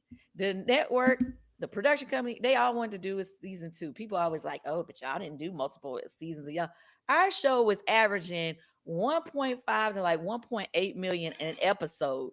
So of the Still Kicking It show, those are facts. Y'all can go back and look. But didn't I say that? Didn't I say that? But yet it's always, oh, Scotty don't know what he talking about. Oh, Scotty just a Kandi ass kisser. Oh, but no, I know what I'm talking about. The show was not a flop. And just because it got one season doesn't make it a flop. I'm so glad she confirmed everything I already said. I said that a long time ago. I said that. I've been said that. Oh, thank you for confirming what I said, child. That's the thing. When you cannot talk to me about no music, and you cannot talk to me about the behind the scenes with no music. You just can't, because I know what I'm talking about. listen, sometimes us Aquarian men are weird as hell. We'll sit up and Google shit in the middle of the night for no reason. I sat up one night and just Google what the hell Metro Memphis was. I want to know every damn city that's in the metropolitan area of Memphis. Don't nobody care about that, but because I'm weird as hell and I want to look up shit, that's what I was like. So I knew. I look up ratings. I wanted to know what Xscape show was doing. Like, I wanted to know, and I knew. And it came on right after Real Housewives of Atlanta. Like, girl, come on now. But go ahead. That was just Xscape, okay? So when y'all be like, why Xscape can't do another? We could have done another show. I didn't want to do another show because I was like, we probably wouldn't even be able to keep performing together if we kept doing a reality show together, which hence this show. You see, we on a reality show together and all of us ain't performing together. So I was right in how I felt. She can stop running that. I said I want to give them another bone. I don't even know who told her that. But anyway, but yeah, there were a lot of things said. And then she was saying something about the group and she was trying to make it seem like, because I was like, the girls are like willing to do it without you. She was like, oh, really? Saying like I was putting my other two members up to doing the shows without her, because during that we had got booked for another show outside of the show. And Tasha said and I also want to mention another thing too about still kicking it, because the show was actually pretty good and I wanted to come back for a second season. Now that I know that the reason why they didn't get a second season is because Kandi didn't want to do it, it makes a lot of sense. Wasn't doing the show. My group members, Tamika and Tiny, decided they just wanted to do the show without her. And they said, oh, and that's what they wanted to do. So I was like, okay, I'm cool with it. Let's roll. That happened while we were filming this. They're not going to show it on the show. But Tasha, it was trying to say in this argument, a debate, that I was amping the girls up to do performances without her. And I was like, what? You think they don't have a mind of their own? I was like, girl, these girls want to make money. And if you decide you don't want to perform with us, they still gonna want to do shows. That ain't got nothing to do with me. Like, I'm not making them do this. Like, she was talking to me like I need them for the money. Like, these are my girls. Like, this is our group. Yes, we make money together. We make good money together. But I don't need that situation to make money. So I don't know why she was trying to make it seem like I was plotting against her to just saying we could do it without her. That was not the truth. So we were arguing about these things. And then I also, which in turn, I started getting really mad. And then I started talking about how they had me sign a leaving member notice all them years ago. And I got super emotional and passionate about it. Needless to say, that part of the conversation did not air. So I'm sure she's somewhere in her feelings saying, Kandi had them to cut it out because she was crying. You know what she did? Girl, like, I am a very open person. I do not care if y'all see me cry. Like, I'm not having nobody take nothing out because I'm crying. So you can forget that. That you talk to them producers about why they took it out, because I'm mad they took it out too, honey. I feel like they should show all that stuff. Same way in that other scene that I got to speak on that because she said I had to take it out. She was speaking on the scene from the episode. Was that the second episode at Tiny's house when her and her sister had just had this big argument, and they had been having issues about this whole. Tamika bringing up the $30,000 or whatever. When we had to sit down with the group, she wanted to make me the reason why she didn't know if she wanted to perform with us anymore, and was saying, I've been trying to build a friendship with you. This is the part that they took out. Oh yeah, we already made this clear. Yeah, and how she gonna take all my clips from Speak On It and put it in her video? I started to tell them to strike that video and take my footage, but then I thought about it. I was like, then she'll be telling y'all that I was trying to stop her money on YouTube.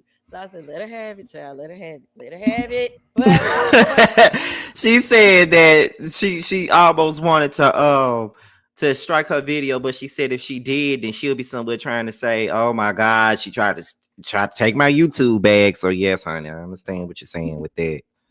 It is like she swore. Oh, but what she did tell y'all is at the end of the conversation, when she got up and walked out because she didn't want to talk to her sister, which was actually the real issue that was happening at the time. And she started crying, and they had Tiny outside talking to her while she was crying. And they didn't show that. They didn't show you enough. They didn't show you and your motherfucking crocodile tears. What you putting it off on me for? You always want to put something on me, but okay. So I was just letting you know that because yes, they cut out another part of a conversation with her and I that did not get aired, but actually happened.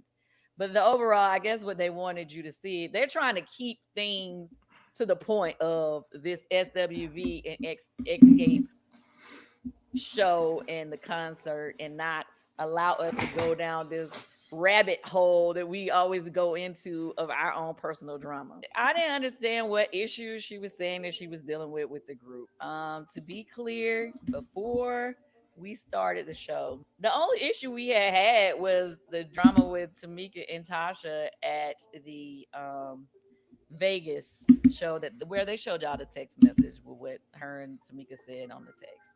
Now, me and Tasha really didn't have any drama. She got mad because I liked Tamika's comment in the text. But other than that, like right before the Vegas show, we had the show here in Atlanta with Mary J. Blige, and everybody was good. Like we had totally good karma, good energy. Like we didn't have no problem. We didn't have any issue. The only issue was that one thing that happened when she left us at the concert in Vegas. I didn't understand how she allowed this to blow up and turn into something so big because we've had way worse arguments and it didn't do all this. So I personally still say to this day that because she knew she was doing her solo project, all of a sudden she allowed something that was small to be a bigger issue just so she could say she didn't want to deal with us. She made it a bigger issue, Kandi, because she already knew what she had going on. See, this is the reason why people got a problem with what Tasha is doing. The reason why people got a problem with what Tasha is doing is because of the way that she's going about it. You taking a situation where it was like, oh, well, if you had an ass to kiss or whatever, you using that as your silver bullet so you can go off and do your own thing when you don't really have to do that. If you don't want to work with your group, just say that. If you want to put out a Diet Yolanda Adams gospel album, then go on and do that. Like, seriously, go ahead and do that if that's what you want to do. So it is what it is. Let's see what Gavin said. Wanye got mad at Kandi too for bringing up splits and discussing percentages. She's a businesswoman and it makes folks uncomfortable. It does. It does. You know, since you said that, I know this ain't got nothing to do with what we talking about, but for a prime example, right? As my channel grows, I know that I have to take it or treat it more so like a business. And I have to do things that make sense. There have been 2 instances where something happened. One time, this girl wanted me to promote her business. She DM'd me on Instagram. She was selling clothes or something like that. And I was asking her, I asked her a question about the business. She couldn't even give me no straight answer. Like she didn't have no website. She didn't have nothing. She just, she claimed that she was going to pay me to promote it. But I'm like, what are you promoting? Like, what's going on? Like, is there a website for these clothes? Like, what's going on with it? She could not give me an answer. So I'm like, how the you got a business and you don't even know nothing about the business? You just got a bunch of clothes posted on Instagram. And then when I said, so what about your, well, I don't know nothing about that. How the hell you don't know nothing about it, but you're trying to present something to me to promote it? You think I'm gonna promote some scamming shit? Are you out of your mind? No, ma'am, not gonna happen. And I didn't promote the shit. Then also somebody reached out to me once before about working together on a video or doing something together on my platform. And as you guys already know, I do not mind working with other content creators, and y'all know that. Y'all know that. I love working with other content creators. But when I work with other content creators, the shit got to make some sense. this person that reached out to me, I think they don't even do what I do. I think they were more into like the Christian type of thing, I believe, if I'm not mistaken, but I could be misspeaking, but I know they don't do what I do. And I wasn't sure about working with them because I don't think it made sense. You feel what I'm saying? And I think they took it some type of way.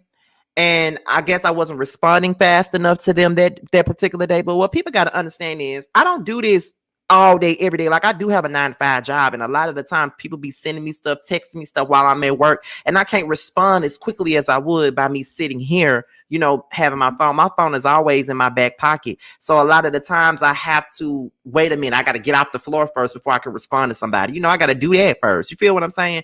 So they reached out to me and I guess I wasn't responding quick enough for them. So they got mad with me.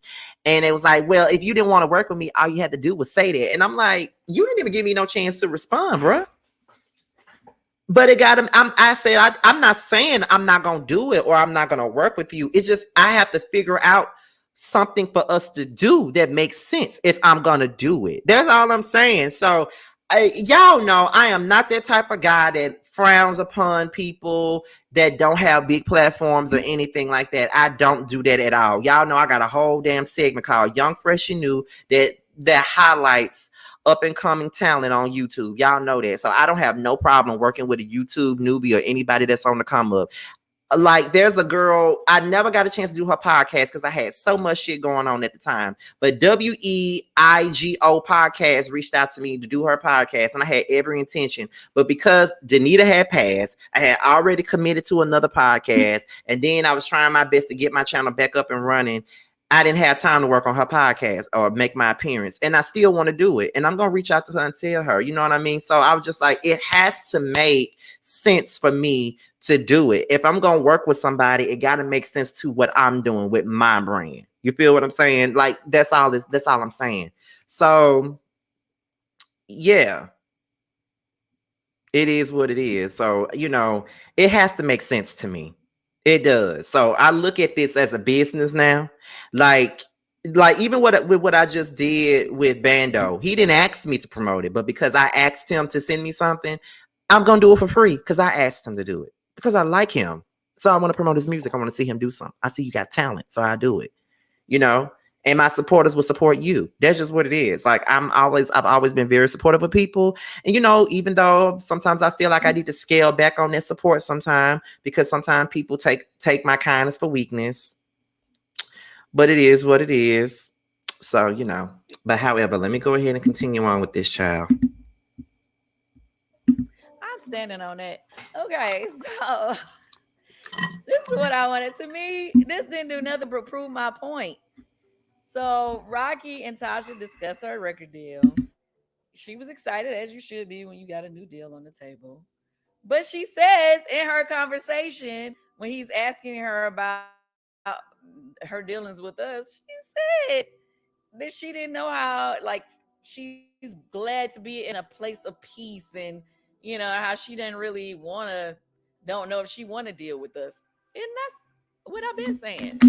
She would prefer to be solo and not deal with the stuff of the group. If she has success as a solo artist, she wouldn't be stunning us. And I've been saying that to y'all. Y'all just act like y'all don't get it, but whatever. Glad she finally got her deal. Yeah, so that was that on that. Like, I think it's weird that like she just don't own the fact that yeah, she got a solo deal and she didn't really want to deal with us. Like, and that's fine if that's how you feel. But like I said, in business conversations, sometimes you have to say things that are uncomfortable to other people. But instead of being sneaky with it, behind the back with it, sometimes you just need to just be upfront and talk to people and just say what it is. And then you make life easier for everybody involved. Okay, so that was my thoughts on the episode. Now, can I get to what I thought about Miss Tasha and her clip that she posted? Her PSA that she posted, using all of the speak on it within her video. Oh my gosh, I thought it was hilarious. If you really want to know what I thought it was hilarious. But yes, there were some untruths in it, and I have to address it. Oh, I have to address a couple things. Well, let me before that, let me address this other interview of hers that's going online in this week's news. I saw a clip where she's going on talking about on the song, they didn't want me to sing solo, and on the song I did with Joe, Kandi tried to sing the lead, and she took 4 hours to try to sing it. Like 4 hours. 4 hours to try to sing the lead, and it just wasn't right. It just wasn't right. And then Tiny, she went in and sang hours and hours and hours. Oh my gosh, was this a Money Love title? She did hours and hours, but she was just too nasally. And so Joe was like, "You have to go sing this record." Now, first of all, I don't even remember trying to sing the lead on that song. I thought they knew who they wanted to sing, but if my memory isn't correct, I know good and damn well I ain't never took 4 hours to sing nothing, and nobody would even allow that in our group. In our group, if somebody wanted to try your voice on a particular song, you may get 30 minutes, if that, to try it before whoever's producing or the group to be like, yeah, nah, Kandi, or yeah, nah, that don't fit your voice, right? So that is a lie and the truth ain't in it. But that was the first thing. Now, mind you, Tiny, she said Tiny is too nasally. Are you talking about this Tiny singing the song? Well, sweetheart, I don't know. When she sang it with us in rehearsal and singing in the show, I mean, people loved her voice on it. I mean, I don't really think your version of the truth is the truth. I don't remember that happening at the studio. You always come with some different version of the truth, always. So it's like you just saying what you can to say to try to make me look bad. But it's okay. And not just me this time. Now this time you came for Tiny. I'm used to you coming for me, but that was fun. Moving right along. So this is a part that I really need to give you guys clarity on. When she talked about me crying again. She said, She must forgot when I walked in with her and Jermaine and she was crying.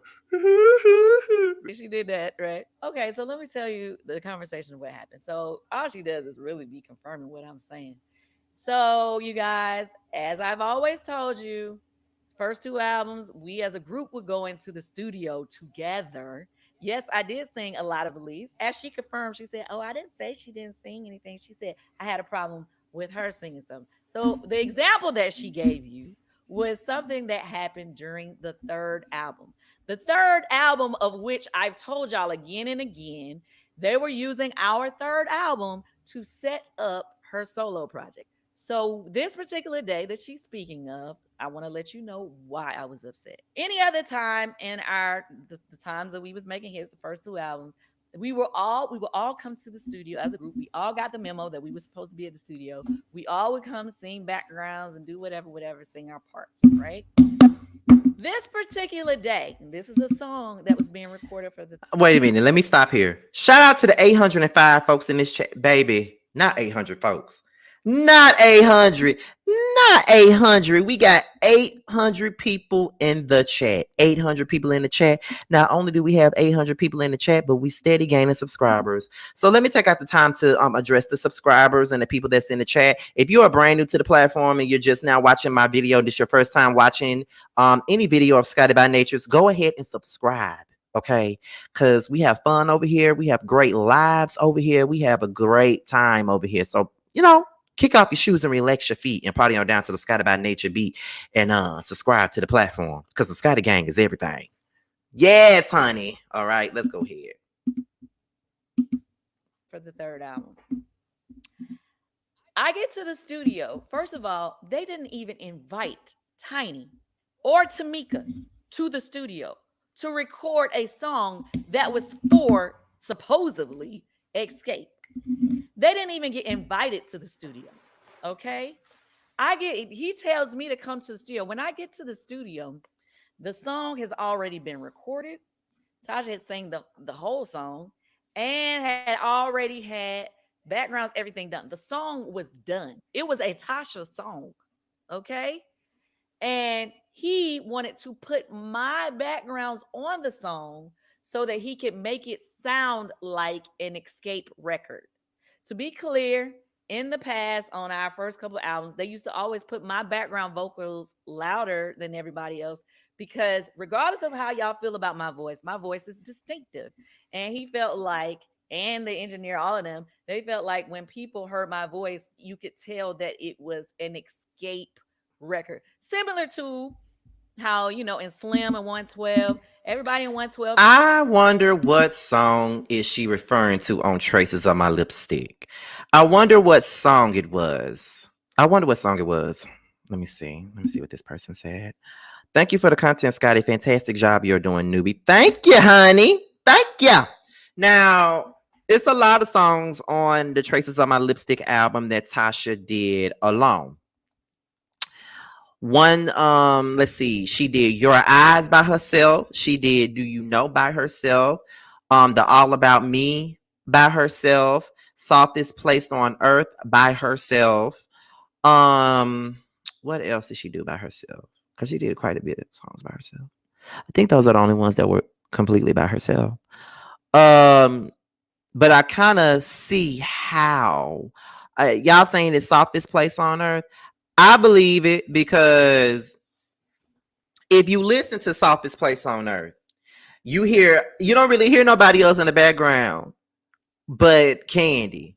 Because you can hear her like, do you wanna fly? I can take you high. Come right on these midnight skies. If you looking for heaven's open door, you got the key, baby, open me. You can hear her on that part. But when you go to the top to the chorus, you mainly hear Tasha by herself. But on that pre-chorus, you hear Kandi. Do you wanna fly? I can take you high. Come right on these midnight skies. If you looking for heaven's open door, you got the key, baby, open me. You know what I'm saying? Like you can hear Kandi on that. Hey, really big. Or is it that song, Do You Know? You can hear Kandi all up in the background. Do you know what you do to me? Do you know what you do to me? When you come around, do you know what you do to me? Do you know what you do to me? When you touch me, do you know what you do to me? Do you know what you do to me? When I look in your eyes and you look into mine, do you know what you do? Like, is that it? I'm trying to see. Yeah, The Softest Place on Earth is the song that Joe produced. So I'm trying to figure out what song it was, child. Or was it All About Me? I don't know. Because I definitely don't hear Kandi at all on Your Eyes. I don't hear her, period, on Your Eyes. Just like Low Key said, that's basically the sisters on Your Eyes. The sisters in the background, and Tasha is basically singing the song by herself, but her sister doing the background. Because I don't hear Kandi on Your Eyes at all. I don't. The Runaround, both LaTocha and Kandi sung on that song. Kandi did the first, no, LaTocha did the first verse, Kandi did the second verse. And then they did the bridge together. So it ain't the Runaround because they did that together. And that song I Will, LaTocha and Kandi led that together too. It gotta be between Softest Place on Earth, Your Eyes, and Do You Know. But we already confirmed that Your Eyes ain't got Kandi. Not a drop of Kandi is on that song, child. But let's continue. Well, can sing, but Slim sang on a lot of songs because his voice is very unique and distinctive. It's not about him singing better than anybody else in 112. It's just he had a distinctive tone, right? Similar to the same thing in our group. I have a distinctive tone. So anyway, bringing you back to, he invited just me, not my other group members, to come in to add my backgrounds to a song that Tasha had already completed. But we were recording our third album, but it was already agreed upon that she was going solo on So Def after our third album was done. And so that's why I say to you guys all the time, they were using our third album to set up her solo project. In what world should my other group members have not been invited, to a Xscape session? So to be clear to you, I didn't have a problem with Tasha. As she said, when she walked in, I spoke to her. I had a problem with our producer, our label head. So I was addressing him, and it became an argument because he's like, Kandi, you tripping, da, da, da. And I'm like, how the fuck you not gonna invite Tiny and Tamika to the session, but you just gonna call me to add backgrounds to a song y'all have already finished that is a Tasha song? So yes, y'all know how I am when I be arguing or when I'm upset or I'm passionate. My eyes tear up or whatever. So yes, she did walk in on me and Jermaine arguing about a song that she was singing solo on, but you got to put it in context. Don't just tell people I'm mad because you singing solo. I'm mad because y'all did not invite our entire group to be a part of a song that was supposed to be for Xscape. And they had did that on a couple of songs on that album. So I just wanted to put that out. Definitely understood that. Definitely understood that. So in so many words, it wasn't about Kandi. It was about her speaking for the whole group. If it's like we got to understand this. When you're thinking about groups, right?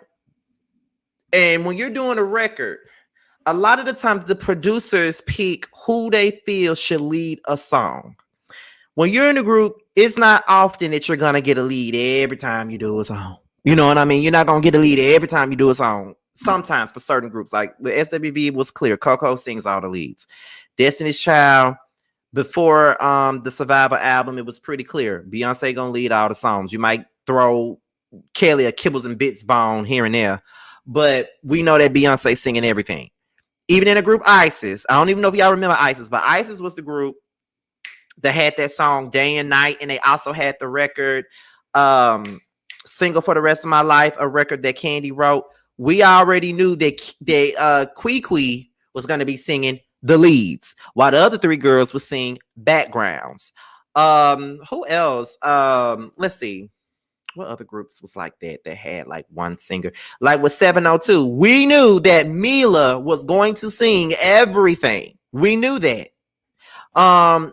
With Total, we knew that Pam was going to sing most of the leads, but then you got Keisha, who's like the second lead vocalist of the group, and then you got Kima with her non-singing ass singing the bridges. So we already knew that. But in TLC, we knew that T-Boz was going to make up most of the song. We already knew that. I was like peas in the groove on a Sunday afternoon. You were there, so was I. In the pop 4th of July, I was chilling with my Kool-Aid when Miss Chili came to relay that you had a thing for me, hottest thing you'd ever seen.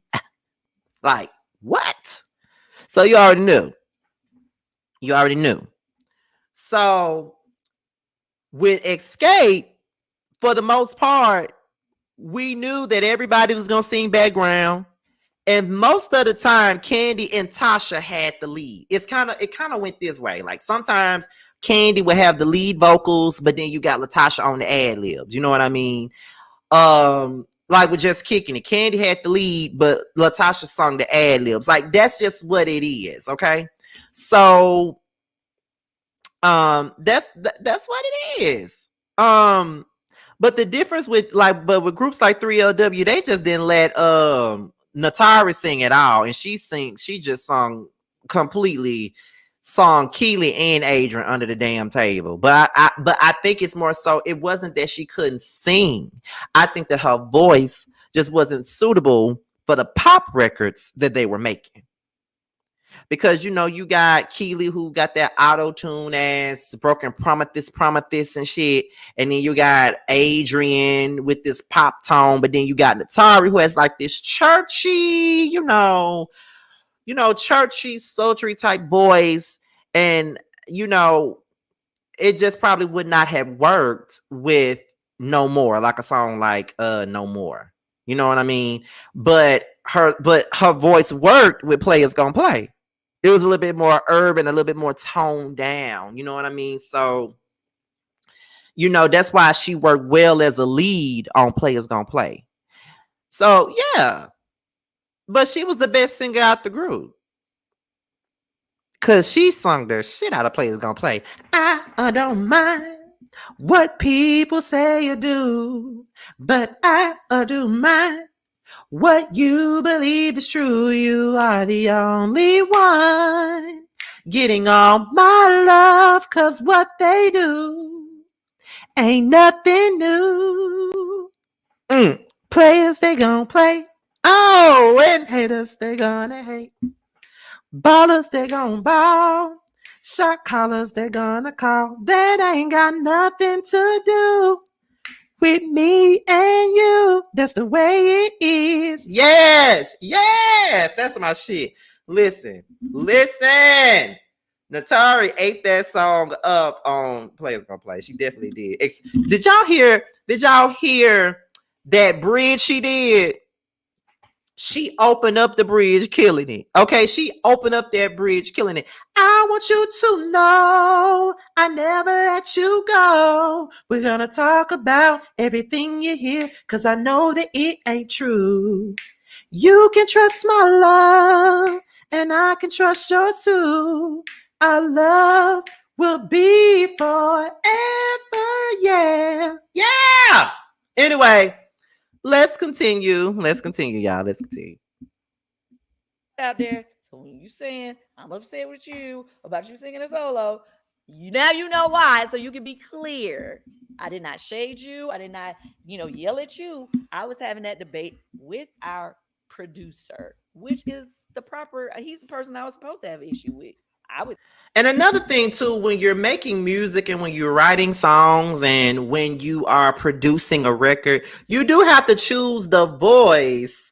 You do have to choose a voice that fits it. When you think about Just Kicking It, nobody could have sung that song like Kandi. Nobody could have sung this. Nobody in the group could have sung that song like Kandi. I can't see nobody else vocalizing that song like Kandi. Let's be real. Like her low tone for Just Kicking It, nobody could have done that. Because I feel like if LaTocha would have done Just Kicking It, she would have turned it into a Clark sister song.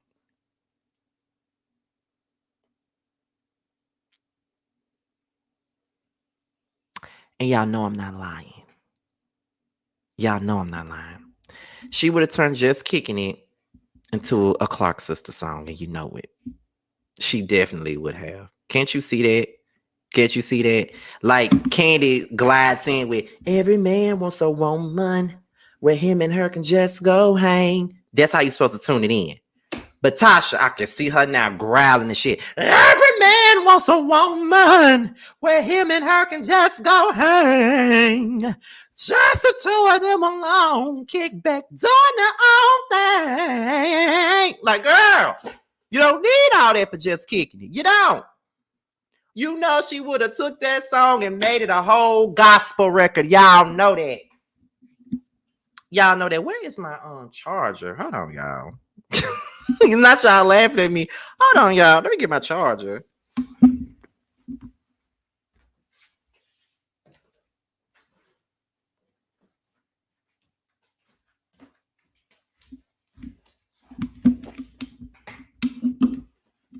But why y'all laughing at me? You know I'm not lying. She would have took that song and made it like, like, girl, I'm telling you, she would have took that shit. She would have ground her ass off on that song, and y'all know she would have.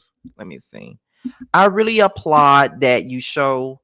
I really applaud you, and I love that you show to other artists and content creators, even when your kindness might be taken advantage, because it's definitely being taken advantage of, child. Like, and sometimes it makes me not want to support people anymore, but I'm never gonna do that. I'm not gonna turn my back on nobody. It is what it is. That's just the way of the game. Y'all laughing at me, but y'all know I'm not lying. Even on that second verse, but Kandi come in like, every man wants a woman that can cook him up a good meal. Right, that's the way it's supposed to be sung. But LaTocha, every man wants a woman that will cook him up a good meal. A woman he can treat like his own man. Take him out on the ebb and just chill. Like, girl, no. That's not what we need for Just Kicking It. It's not what we need for Just Kicking It. I'm telling y'all know she would have made that into a Betty Wright song in a minute. Y'all know it. Y'all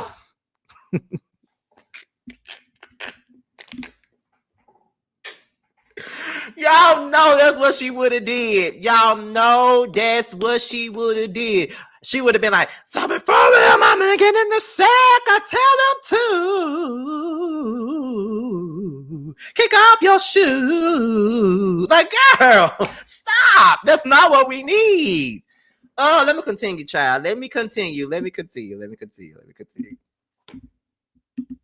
I would think, right? Okay. It doesn't matter what happens. She always makes me her villain. It's like I'm her villain. No matter what time period you put it in back in the day, you put it into these days. She's always making it that I am her problem in her life. When, in all honesty, in these last few years, I felt like we had come to a place of an understanding. Like, no, me and her don't have a tight relationship like I do with my other group members. But we can work together. We can go do shows together and be cordial. Wait a minute, not y'all asking me to do the Thug holiday runs. So many tears throughout the years. Somebody tell me what's going on. And so many lives, but only God knows about the pain deep inside. It gets so hard. Just like the soldiers that ain't coming home this year, just like the fellas in prison. We miss you so much for real. What about the children who ran away that ain't coming home today?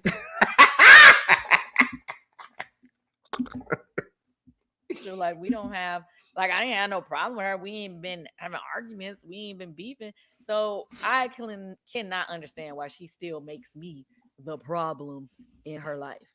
Like, girl, fix your issues with your sister right now. Fix your issues with your family. That is where your real issue. I ain't never went out publicly and said some of the real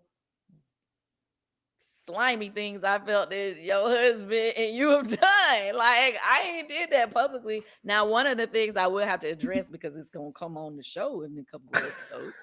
But as of yet, I ain't cleared the air about certain things. Like, I haven't. I'm gonna keep looking over here because Jamie over here. Okay, y'all. I haven't done that. So it's you and your sister have been doing that. Like, so stop it. Stop making me your problem. Now, here's the other issue I had with her video. So, people have been, making jokes about my voice, which is whatever. I don't really care.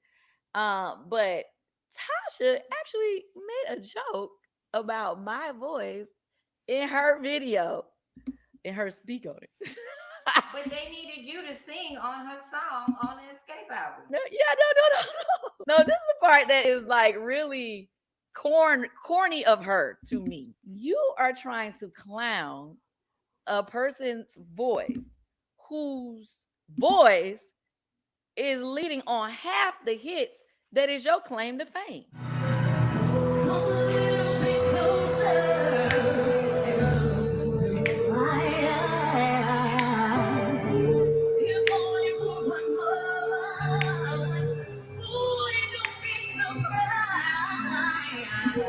The biggest hit.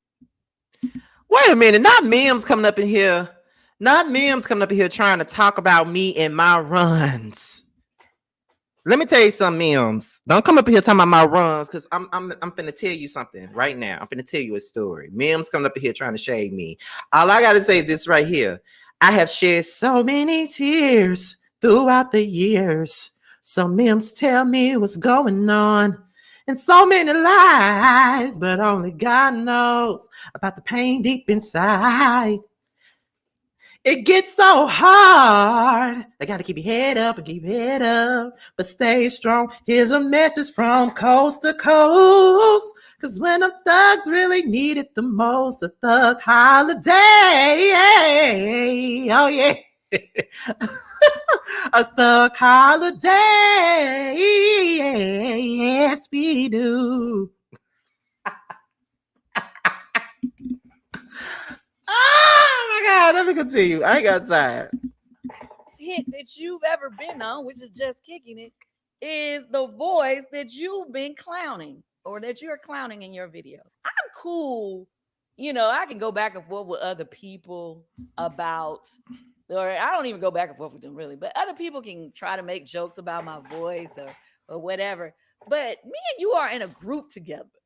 We supposed to make money together. We supposed to hit the stage together. You've been hearing my voice all these years as you making money off of it, right? But you on your video trying to make jokes about my voice. The same voice who has accomplished more than you with your amazing voice that you try to put out there that you have. Like, I have been on other shit that's bigger than you. I mean, oh, and honestly, and I know y'all be trying to say it's an ego thing. I only bring up accomplishments when I have to feel like I'm defending myself. Let's be clear. I've already had a #1 Billboard gospel single. Kandi. I stay prayed up. Me, not Xscape. That gets me by. Stay Prayed Up was #1 on the gospel, on Billboard's gospel chart when it came out. Yes, my voice. I've had a #1 gospel song. Something that right now I stay prayed up. Me that gets me by. We are in a group together, sis. I don't clown my group members' voices. I don't clown when they mess up. We have plenty of arguments. We fall out all the time. But it's like you is trying to join on the bandwagon of other people and clowning your group member that goes on stage with you and make money with you. Well, who they do that at? You clowning me, you clowning yourself. Baby, do you want to let go to be in love with you? Say that's what you're doing. It's stupid for you to do that. And then on top of that, yeah, people been clowning me, but lately they've been clowning you too for singing them same tide runs you've been singing since 1993. Run, Tasha. Try to, what's the name? Oh, my body's just for you. I need you to play that clip that people been. I'm gonna give it to you.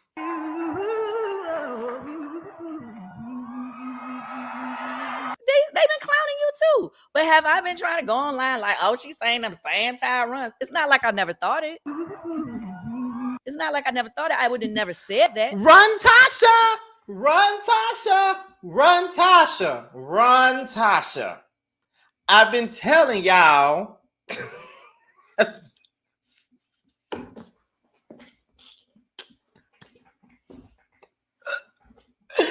Baby, I've been telling y'all. I have been telling y'all. I have been telling y'all. I have been telling y'all. Baby, I done told you. I done told you. I done told you. I done told you. I done told you. I done told you. I done told you. I done told you. That's all Run Tasha do. Everybody thinks she the best singer of the group, and she not. Her sister always been the better singer. Okay, she been the better singer for the past couple of years. I've been saying that from the very beginning. I told y'all, instead of run Forrest, run Forrest, run, it's Run Tasha, run Tasha, run Tasha, run Tasha, run. That's what this is. Okay, because every time she sing, I'm like, run Tasha, because she runs on every damn song she do. Like, ugh. So annoying. Oh my God. That's all she do is just run. I mean, that's why she looks good in the waist and everything else. All the running she does. Of course, she kept the weight off. All that running she does. Like, come on now. And y'all know she runs a lot. Y'all know she runs. Runs. For no reason. Come on now. It's crazy. Let's continue. But since you want to go and throwing mud at each other, that is so stupid to me. You know, I feel like we should keep our stuff to the facts or the drama, but your opinion or trying to laugh, you laughing. And all of these people who want to make jokes about my voice, who all of y'all sing so great and y'all sing so amazing, but haven't caught no headline without me in these last weeks or months or years. I don't know. Catch a headline without me. Please. I just don't think that's godly. Y'all, please get her album when it comes out on Good Friday. It's called Conversations with God. I'm like, her conversations with God must only be about me. Because those are the conversations you're having with everybody. It's only about me. I mean, I need her album to blow up so she can be at peace and she ain't got to mess with us no more. Because God knows I don't want to sing with her no more. God knows I don't. I'm tired of the back and forth. I'm tired of being her villain in her story. I am tired. I'm tired of the truth being changed. Oh yeah, and she want to give her husband all this credit about working with the group. Okay, first of all, let's go back to what she said about them performing. When she showed that show of the Jermaine thing with her and her sister performing together, it was like, because Kandi didn't want to do it, and Kandi didn't. First of all, at that time, that was before we made up. I had not even spoke to them in over a decade. But Jermaine just wanted us to just go on stage together, just threw it out there that I was supposed to be coming back with my group. And I'm like, yo, he didn't even make sure, he didn't bring us together to try to work out us being on the same page talking. Of course, I ain't seen them in 10 years. I'm not finna just jump on the stage. So yes, that is why her sister did that show. I wasn't even doing shows at that time anymore because they started doing their Xscape 3 thing. I only came back for that. You gonna see why. I can't wait till I can tell y'all the full story. Then she wanna say something about the performance that me and Tiny missed last year, right? Why do you think she's bringing this up? Because she's trying to make me look like a villain in her story. And I'm going to tell you straight up. Me and Tiny, and that's going to be brought up. Those particular shows, Tiny and I had caught COVID. We weren't able to, it was the day of the show, I found out that I wasn't going to be able to perform. I had literally drove all the way to South Carolina. None of us performed on that show. But then the next day, we were supposed to be performing in Atlanta. Tamika and Tasha decided to do the show themselves. They ain't even talk to me about it. They ain't asked me what I felt because I would have said, I don't think that's a good idea. They told Tiny that they was thinking they was going to do it, but they said before that everybody was still going to get their money or whatever, because at the end of the day, our names were used to promote the show. It wasn't like they knew ahead and was able to just sell it just based on them. So our names was used to promote the show.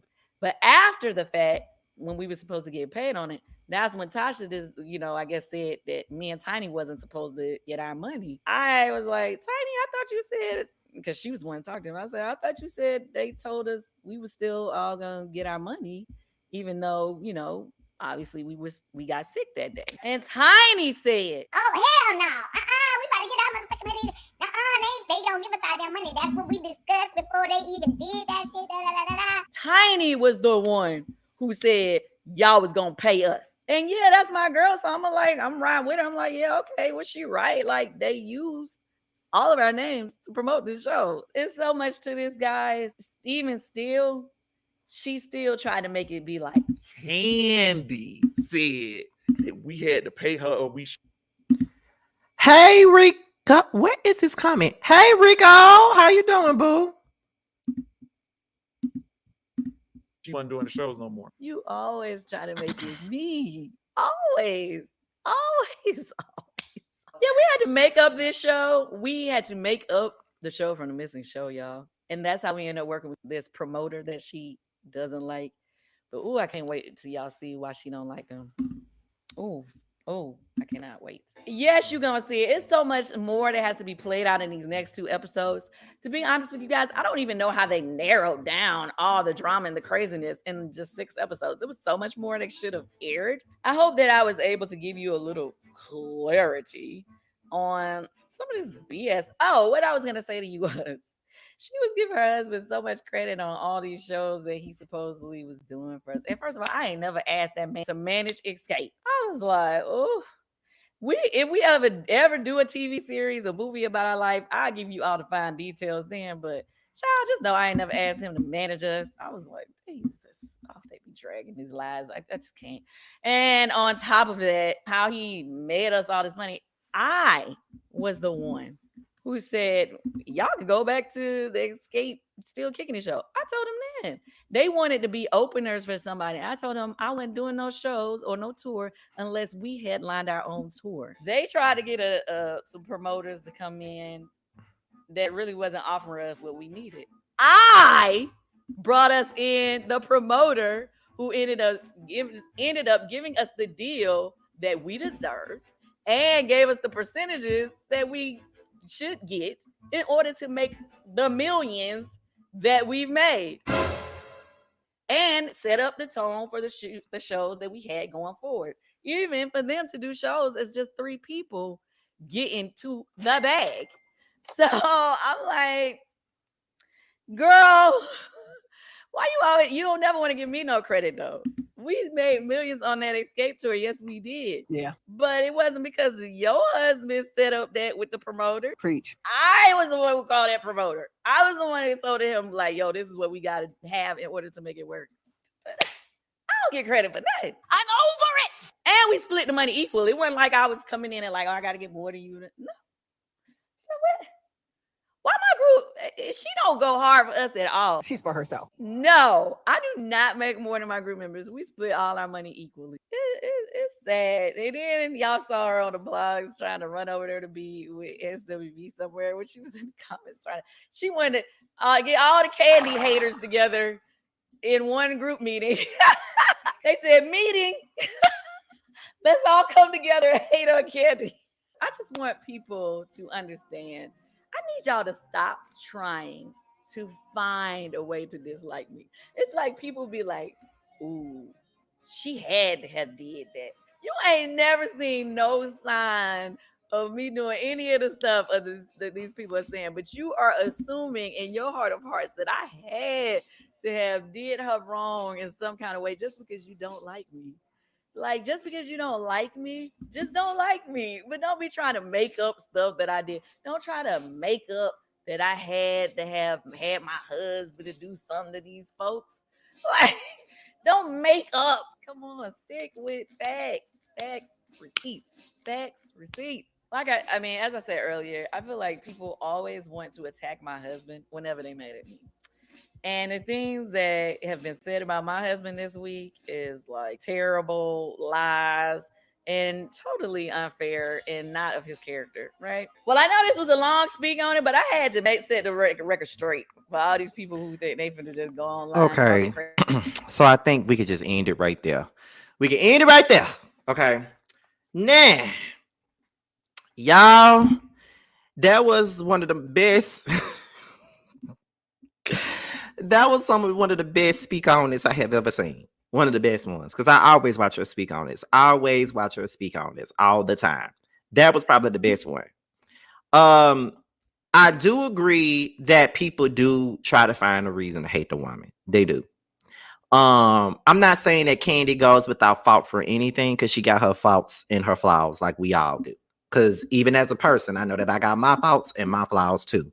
So I understand that. Sometimes you can feel like, oh, this person just want to hate me. You know what I mean? Like, they just want to hate me. Like, they want to find any reason not to like me. You know what I mean? And honestly, though, I don't see Xscape. I said this in one of my last Xscape videos. I don't think that Xscape is going to make it. I don't think they're going to make it. It's only going to be a trio from this day forward, because I feel like it's been so much dirt being thrown. I feel like it's been so much going on. So many things have been said. So many things have been done. And at this point, I don't see LaTocha coming back to this group. I don't even see them wanting to work with LaTocha. I mean, Kandi literally just said in the video that she don't want to sing with her no more. So to me, it's kind of like, you know, I don't see it working. Like, I don't know what they could possibly do, but you know, I don't know what they could possibly do at this point to try to rectify this situation, but it's too far gone now. Like, the show has made it bad, made it worse. Not only did the show make it worse, but then the interviews have made it worse. And then, you know, everybody giving their opinion on the show, reviewing the show has made it worse. Then LaTocha's husband has gotten involved, and now he's making allegations against people, like talking about his sister-in-law sending him nude photos. That's one thing he said. Then he started saying that, you know, Todd was messing with a transgender woman and just saying all types of crazy stuff in the media. So it's getting worse. And I don't see them moving forward as a quartet. I don't see it. And if they do move forward as a quartet, it's going to be very surprising. Very surprising, because there's so many things. And then, you know, Tiny is now being dragged into this when she's probably the one that tries to keep it neutral, tries to keep it peaceful. And now she's gotten involved in it now. Not really gotten involved, but she's been dragged into it. You know, Tasha will start dragging her into the situation now. So it's a whole lot going on right now. And it's crazy, you know, but in all honesty, even with the jokes and all that, I still want them to try to make this. I would love to see Xscape still try to do their thing as a quartet. I would, but that's really too much to ask for at this point, because it's too much going on. And I just, at this point, I just can't see them making up or moving forward. There's a lot of people that would love to see this show come back, because it is a good show. No lies, it's a good show. But LaTocha said that she don't want to do the show no more after this season. She said if they ask for it, like I did, you know, I did play an interview. I did do a story about an interview that she did a couple of days ago, where they asked her, does she want to, if they ever came back with a season 2 of this show, would she do it? And she said no, which we know that she ain't gonna do it at this point. And then at this point, I don't see Kandi doing the show no more either. So it's a lot to come with this. And I know Mona Scott even touched on them possibly doing a reunion show for this. And a lot of these girls don't want to do the show. Like even with Raven, she just said that Todd said that she don't want to do it again. And then, you know, the show has kind of messed up relationships amongst the girls of SWV and Escape. Like, you know, Lily doesn't want to come on speak on it with Kandi. She don't want to do the speak on it with her. Like it has kind of messed up the relationships with the girls and the camaraderie amongst the girls at this point. So it's a done deal with this show. Like for real, it's a done deal. We ain't gonna never see this again. And after this show is over with, that's gonna be the end of it. We ain't gonna never see this show again. And it's a good show. It's a good show. What Miss Parker asked me. Does Tasha the Xscape name like she claims? I don't know. I don't know the basis of that at all. I really don't know. I don't know if she owns the name. I don't know. Don't have me sitting up here lying. I ain't gonna sit up here and say, oh, that girl don't own that name. I ain't gonna say that because I don't know. I don't know. I don't know if she owns it or not. I really don't. But that's all I got on that one. But yeah. It's a lot. It's a lot of drama going on, but I don't see them coming. I don't see them coming for that. Coming from that. Coming back from that. It's too much. It's too much going on. So yeah. But yeah, y'all, that's pretty much it. I hope y'all enjoyed the show. I thought it was absolutely amazing. Like, I hope y'all really enjoyed the show. Okay, first of all, I hope y'all enjoyed the show. I'm like halfway to 40. Is it 43K? Yeah, I think is it 43? Yeah, it's 43 because I'm getting mixed up. I'm halfway to 43K now. So make sure you guys are subscribing, liking, sharing, all that stuff. I hope you guys had a good time. I hope you guys enjoyed this show, because y'all gotta understand. I've been on, I spoke my piece the other night on YouTube. I gotta end this show with, some inspiration to people. I'm coming back for a watch along for Taj Live. I'm definitely doing that later. I gotta eat some first. My stomach is completely empty. But yeah, I'm gonna end this with some inspiration. I'm gonna end this with a little bit of inspiration. Okay. Because I'm gonna end this at 2 hours and 30 minutes. So we got 5 minutes. For anybody who is a content creator or anybody that is, trying to do this, please believe in yourselves. Please do what you do. Likability is the key. You know, people will buy into you if they like your personality, if you're relatable. You know, people can tell when you're not being who you are. You know, people can tell when you're just fronting for the cameras. So don't get on here trying to, you know, be something that you're not. Because here's the thing with me, I already know how I give it up. You know, I can be logical, I can be a tad bit annoying when I'm trying to, you know, get my points across, you know, or sometimes I feel the need to explain myself a lot, and that's annoying to people too. So sometimes I feel myself having to explain myself to people a lot. Like when I feel like the shit is not right, or when I feel like the truth is not being told, or when I see people saying stuff that's not true, I feel like I have to come on here and explain it sometimes, especially when I know that it's not true. Because I think the thing that bothers me the most is that people will come up with their own narratives and the shit is not true. You feel what I'm saying? So sometimes I feel like I got to get up here and explain it because I don't want nobody running with nothing that's not true. So sometimes I get up here and I explain it. And then a lot of the times my subscribers will be like, well, you ain't got to explain yourself to nobody. You ain't got to explain yourself to nobody. I'm like, I know I don't, but I feel like I got to. You know what I'm saying? Because I just don't want nobody thinking, you know, BS.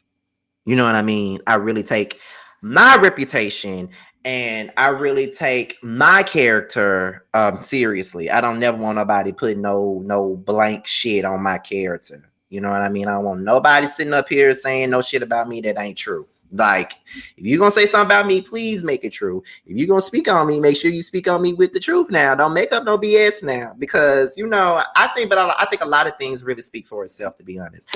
You know, like, even with, you know, people look at my videos sometimes and they think that I'm a complete asshole, or they think that I'm a bitch. And I'm not. If I was, I wouldn't have all the relationships or the connections that I have with different people. There's just the truth of it all. And, you know, there's a lot of things that I don't even give a response to. You know, like people say things and they take their little shots at me and they say whatever they want to say about me, and it's okay. You know, I don't get upset. I don't respond. It's a lot. So I don't allow nobody to take me out of character. I just don't. Even when I see the Fugazi stuff going on, I'd be like, okay, that's some fake shit. Okay. You know, and I just step away. You know, I step away and I deal with people accordingly. And you know what? I'm gonna end it with this. Deal with people accordingly. You know, when people show their hand to you, you just gotta deal with the hand that they show. If they show you that they're a snake in the grass, you got to believe that when they show you that they're a snake in the grass. If like, don't ever sit, because I think that's the problem with me. I sit back and I be cool with folks, and then I watch how they do other people, and then I have this warped sense of reality, and I be like, oh, they'll never do that to me. I'm way too loyal. I'm way too genuine of a person for them to ever do that to me, blah, blah, blah, blah, blah. But it's just like, once a snake, always a snake. If you could do that to somebody else, what the hell make me think you're not going to do it to me? So that's just the time that I'm on. And that's why I deal with certain people differently than I have in the past. It'll never be what it once was at all. So, you know, that's just how I feel about people and situations and stuff like that. Because I'm way too genuine of a person to be dealing with people that only want to look at me as a person that they want to compete with or want to shit on to make themselves feel better. That's just not the type of person that I am. I don't sit up here and I don't make myself out to be better than the next person or trying to shit on the next person and what they got going on. It's just not me. I ain't gonna never do that. And that's just that.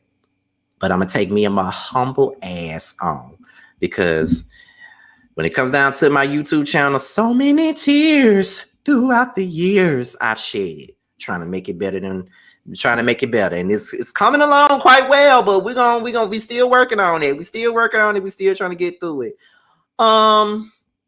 So with that, thank you guys for the super chats. Thank you guys for the cash apps. I really appreciate it. You know, I don't really ask for cash apps or nothing like that. You know, I just feel like y'all pay me when you're watching, but people constantly say, put your cash app out there, put your cash app out there. Like, nobody has to give me anything. I just want to make that clear. Nobody has to give me shit. I don't care about none of that. But yeah, that's just what it is. But thank you guys for tuning in. I really appreciate you guys for all of the support and everything that you bring to me. I just want everybody to know that I really appreciate my Scotty gang. The Scotty gang is growing growing as the days go by. Like I said, we almost at 43K like already. And I just hit 42 just late last week. So we at the beginning of the week and we halfway to 43K. So thank you guys for everything. Thank you guys for tuning in. Be sure to like, rate, comment, subscribe, share this video, and also click on that notification bell so you can be notified whenever video comes out. Be sure to follow me on all social media. My Twitter, Instagram, and TikTok is in the description box down below. Love you guys.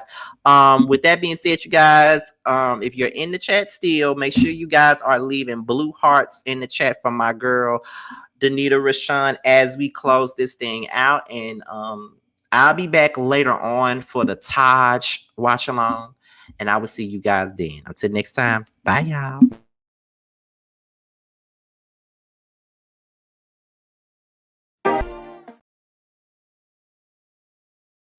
What's up, guys? It's your boy Tremel. I just wanted to say that I have a new project that's out. It's called Mixed Feelings. It's on all streaming platforms.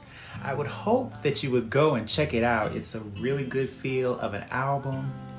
It's got everything you need and more. It's got R&B, it's got a little bit of pop, it's got a little bit of hip hop. It's everything that you need and more. It's out all streaming platforms, like I said. Please check me out, and you can also follow me at IAM_Tremel. That's IAM_TRAMEL. Check me out. I hope to hear from you.